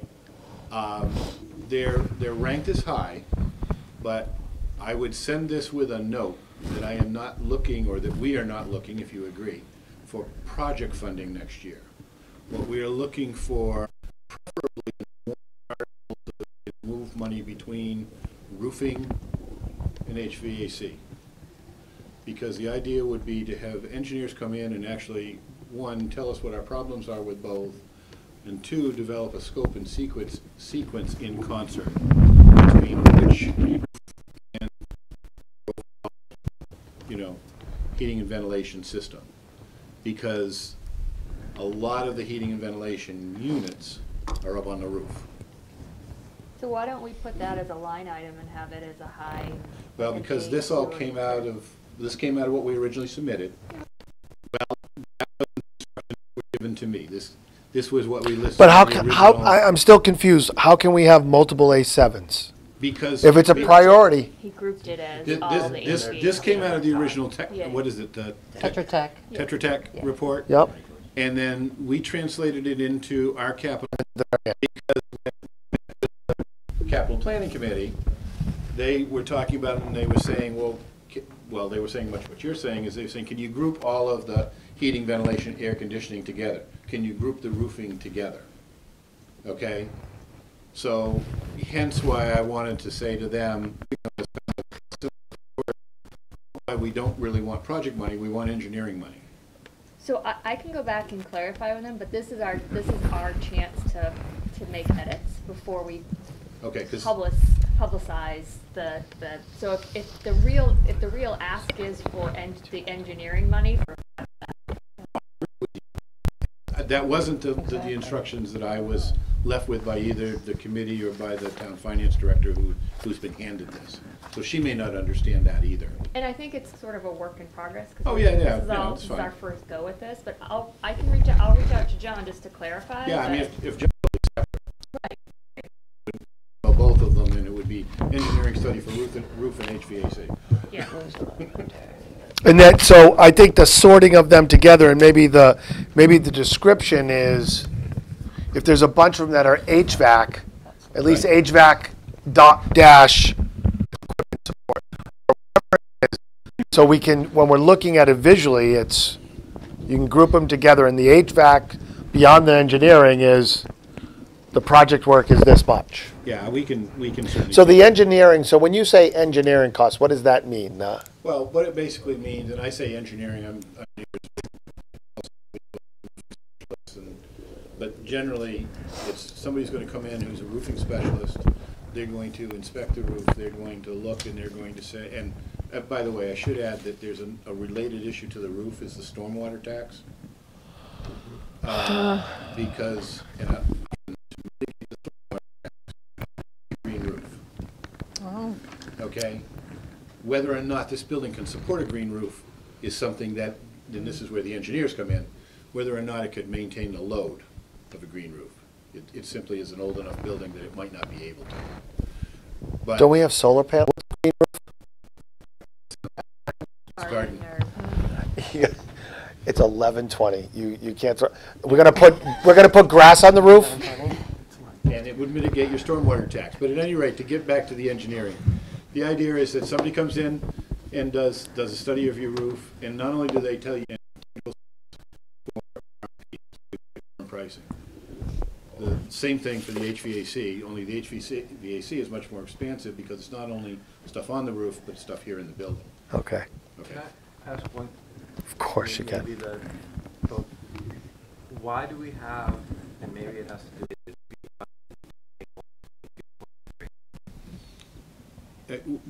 You're talking about the roof and the HVAC?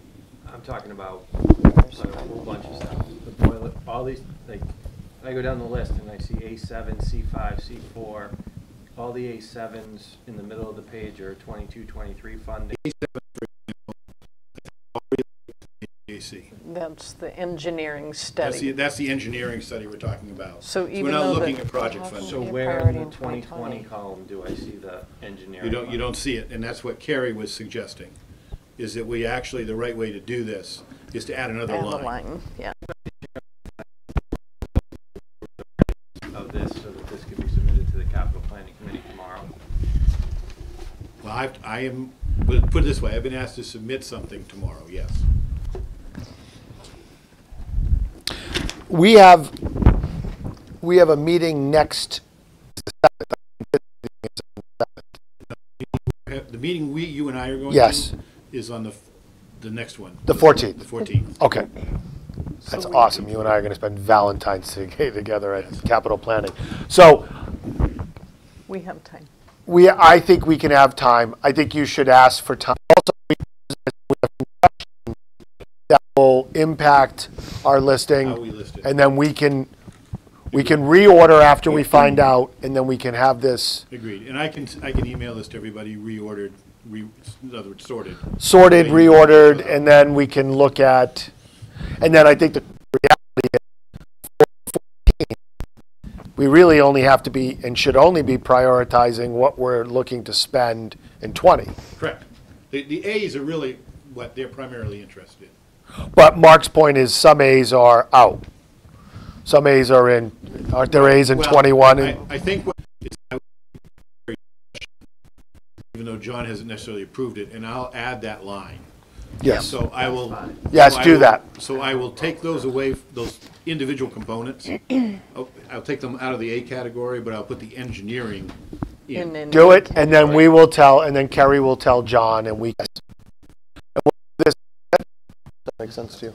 Yeah, so what we could submit to them tomorrow if they'd like something, but without the green ranking. I just say wait till we're done. Just wait? Okay. Yeah. Okay. If Kerry talks to John, I mean. If he is so hot to. We can have something to hit them first thing next Wednesday. He's a very reasonable guy, so I mean, I got a feeling if he says, hey, we were discussing this at 11:20 at night and had questions, then he's going to understand. I would agree. one on that part of the meeting. Finish strong, I'm Terry. going downhill. Finish strong. Okay. Lockers, we have a vendor and we're going to be in the process of ordering them. What color are they? Well, we're at a next set. Maureen talked to me afterwards. They're thinking maybe a rainbow. So the bank of lockers, so it has been discussed. Do not blame the rainbow on me. The teachers were interested in that. So right now we're getting a color scheme and to see if there's a price change or a lead time change. They can A symbolic rainbow type, or just and banks, not just like each locker being different as it is. Or like a bank of red, a bank of blue, a bank of green. Yellow, green, purple.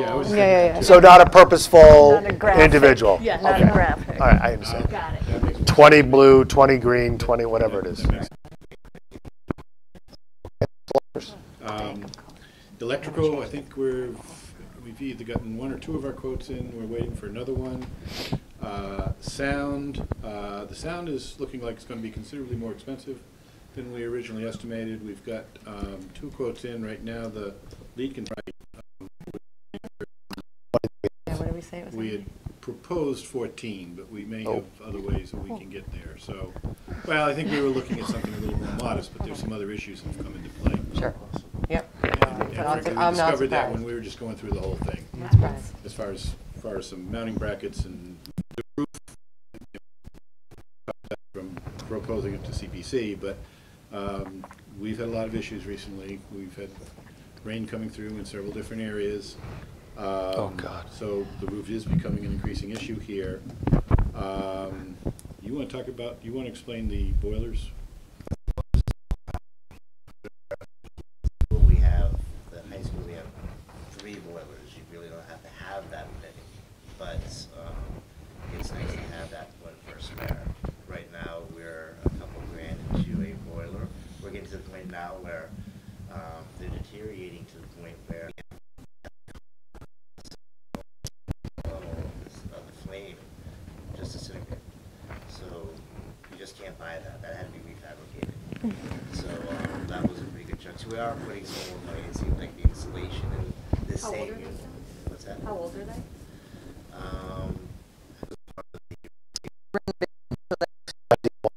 Yeah. No, 2000. 19 years. 2000. 2001, yeah, 99, 2000. 99. Yeah, they're close to 20 years. It's about time. So there's some boilers issues. There's hot water issues. So there's replacements for parts. It's now fabrications where it's now. So can we start getting quotes on how to, just replacements, because we should start to plan for that too. If it's not in the capital plan now, we could, I think there's some lines in there for that kind of stuff, but studies like that, if you're talking about an engineering I study know. like that, that's a We don't even have boilers on here. We have something about boilers. Well, there's a boiler plant, to look at a different boiler plant, but that's not. Boiler room insulation. That's different, Mark. There's a hybrid. Again, in that broad term called HVAC, but I understand what you're saying. And I think what John's trying to do right now is to kind of keep it together. So realistically, what do you think? Can we keep it together? How long?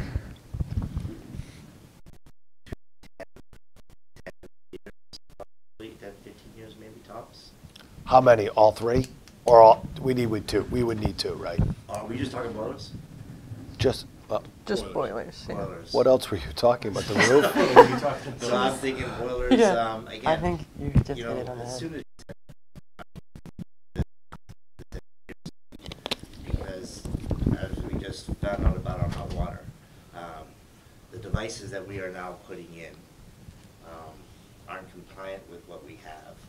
You have 1,000-gallon hot water tank that feeds the school.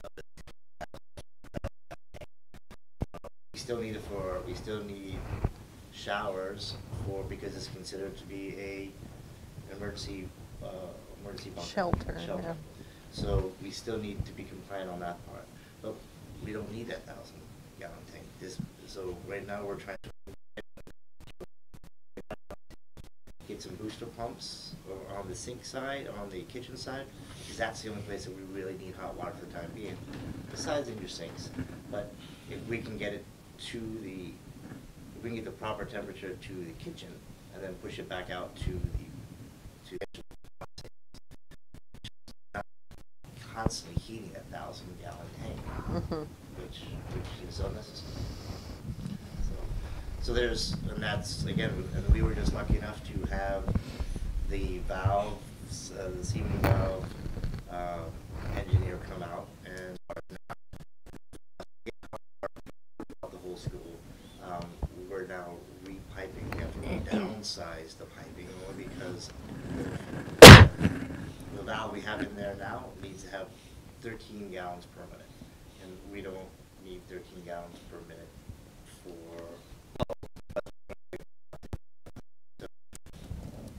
There's been a lot of discussion, and hopefully I can come forward here pretty soon. But I haven't spoken to Nancy about this yet, so hopefully we can have some numbers here in the near future.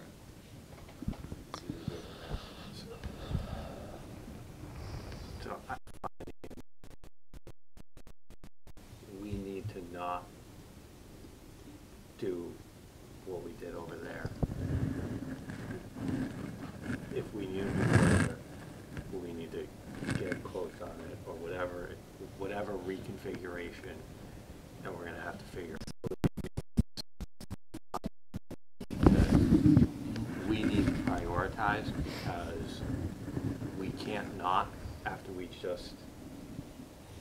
everything we just went through to get the new elementary school and the commitment we made to not for another 5 or 6 years, and then go, oh, by the way, yes, here's all the stuff that we didn't do the last 5 or 6 years just because. Now, So we have a capital planning committee, which did not exist before. We're mindful of what happened at the Clyde Brown, right? So I don't know if this engineering study is just for HVAC and roof, or is it for all mechanical systems? Well, Would the boiler piece be part of that? Part of that. See, I would see anything that. Okay, so And the roof. And the roof. So it's looking at you know the rooftop units. It's looking at the boilers. It's looking at the ductwork. It's looking at the control system. It's looking at really The hot water piece that he was just talking about. Study a priority as soon as. And honestly, it needs to be done like that. That's a long process, and if what I'm hearing is the roof is in dire need. I mean, we've seen the past couple weeks with the rain that there's leaks everywhere. Now we're hearing that the boilers are high. They're going to be laser focused on what's the school putting forth, especially with the new. So, we got to be honest, right? We have to say, here's everything that's coming. So, 5 years from now, if the town can't fund it, it's not a big surprise. We need to take a second with the capital planning committee and because we did this off of the old, if we just need to take a pause and say, all right, let's make this a little, really reflect what we see as the need. And I know we're focusing on facilities. I know there's other needs for this. Issues, there's water issues. At least have it listed with maybe a TBD for the cost, knowing that we're gonna really take this seriously. Well, not that we're not now, but we're gonna go and fund an engineering study to take a pause and just kind of For instance, define this. We should be understanding that we don't have the exact cost. We should put a boiler on here. We should put a roof on here. Roof is on. The roof, the complete. Yep. Okay. You can run the school off of 1 9 times out of 10. During your January, February time when you get in high school, probably next February, March now, that you would at that point use. Thursday's going to be.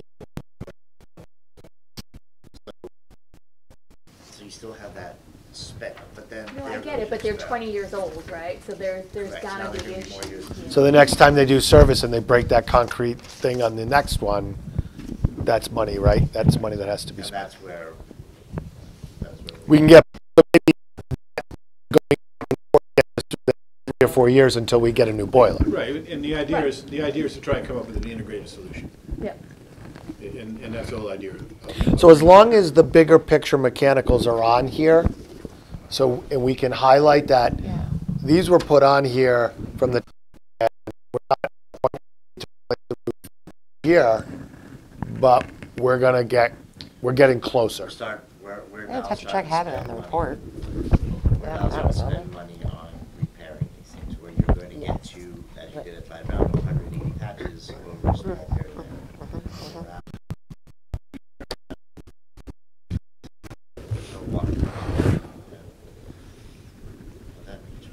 John, as you know, I've been talking about putting a green roof on that roof for, I don't know, 8 years. I think when I first ran for school committee, I had one priority, is getting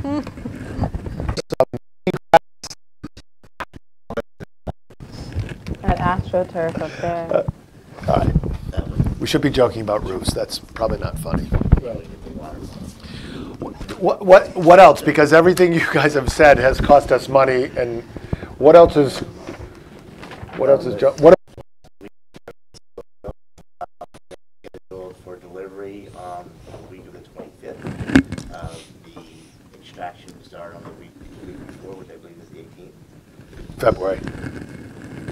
March. Okay, March. And we had the locker. Matter of, not sure if we're going to try to do that in April vacation or not, but because it's a warrant article, that's probably our least, in the sense of timing. You know, we may, if we can do it in April vacation, we may try to do it, but if not, we simply may wait, and that may be a summer project. The only complication is just moving all the stacks, you know, then. Moving everything, correct. That's Right, the major- that's. Does the company do that, or do we have to do it ahead of? We're breaking that down as well. So if we can save some money and get some people in here to do it, then. And do we address the middle school HVAC repair replacement? I think that's part of the study, right? Yeah, that's part of this whole building. Okay. Anything we're missing? The phones. God, I hope not. Phones. What? Phones. Phones. Phones, we've got a, and then this, that'll be over the summer. And we've got a training schedule set up, where we'll train some lead users, if you will, advanced users. And then, Nancy and I have talked about, part of a day, it's going to be different. So there's a lot of training we're going to have to work. And the cooperation between the two entities is still fine? Meaning school bill, okay, good. They've been very good. If there's any issues with that, please let us know. No, I have to say, if anything, it's improved, so. Good. Okay. Thank you. John, 3.5. Terry, 3. Thank you. Thank you, Thank you. guys. Thank you, guys. Thank you. Superintendent's report, I'm just going to say enrollment, we had a couple families move, so now we have 83. And the legislative breakfast that, if you'd like to come to, Representative Linsky will be there. A lot of it will be around changes to the foundation budget and the formula. That's a focus right now for us.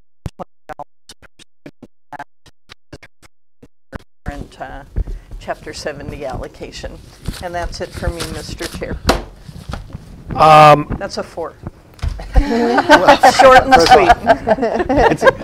You can't grade your... I just did. You can self-assess, sure. Executive session things, I would request that we postpone executive session to next week. Well, clearly the puppet master is making the decision, because that's exactly what I was going to say, is that we are not going into executive session. We are meeting, we have 2 Wednesdays. of 12. Thank you. And of course, Mr. Conroy says that's what we should do, so. Motion to adjourn. Is there a motion to adjourn? Motion to adjourn. Robin, I hear your Second. motion. Second. Denise has made a second. All in favor?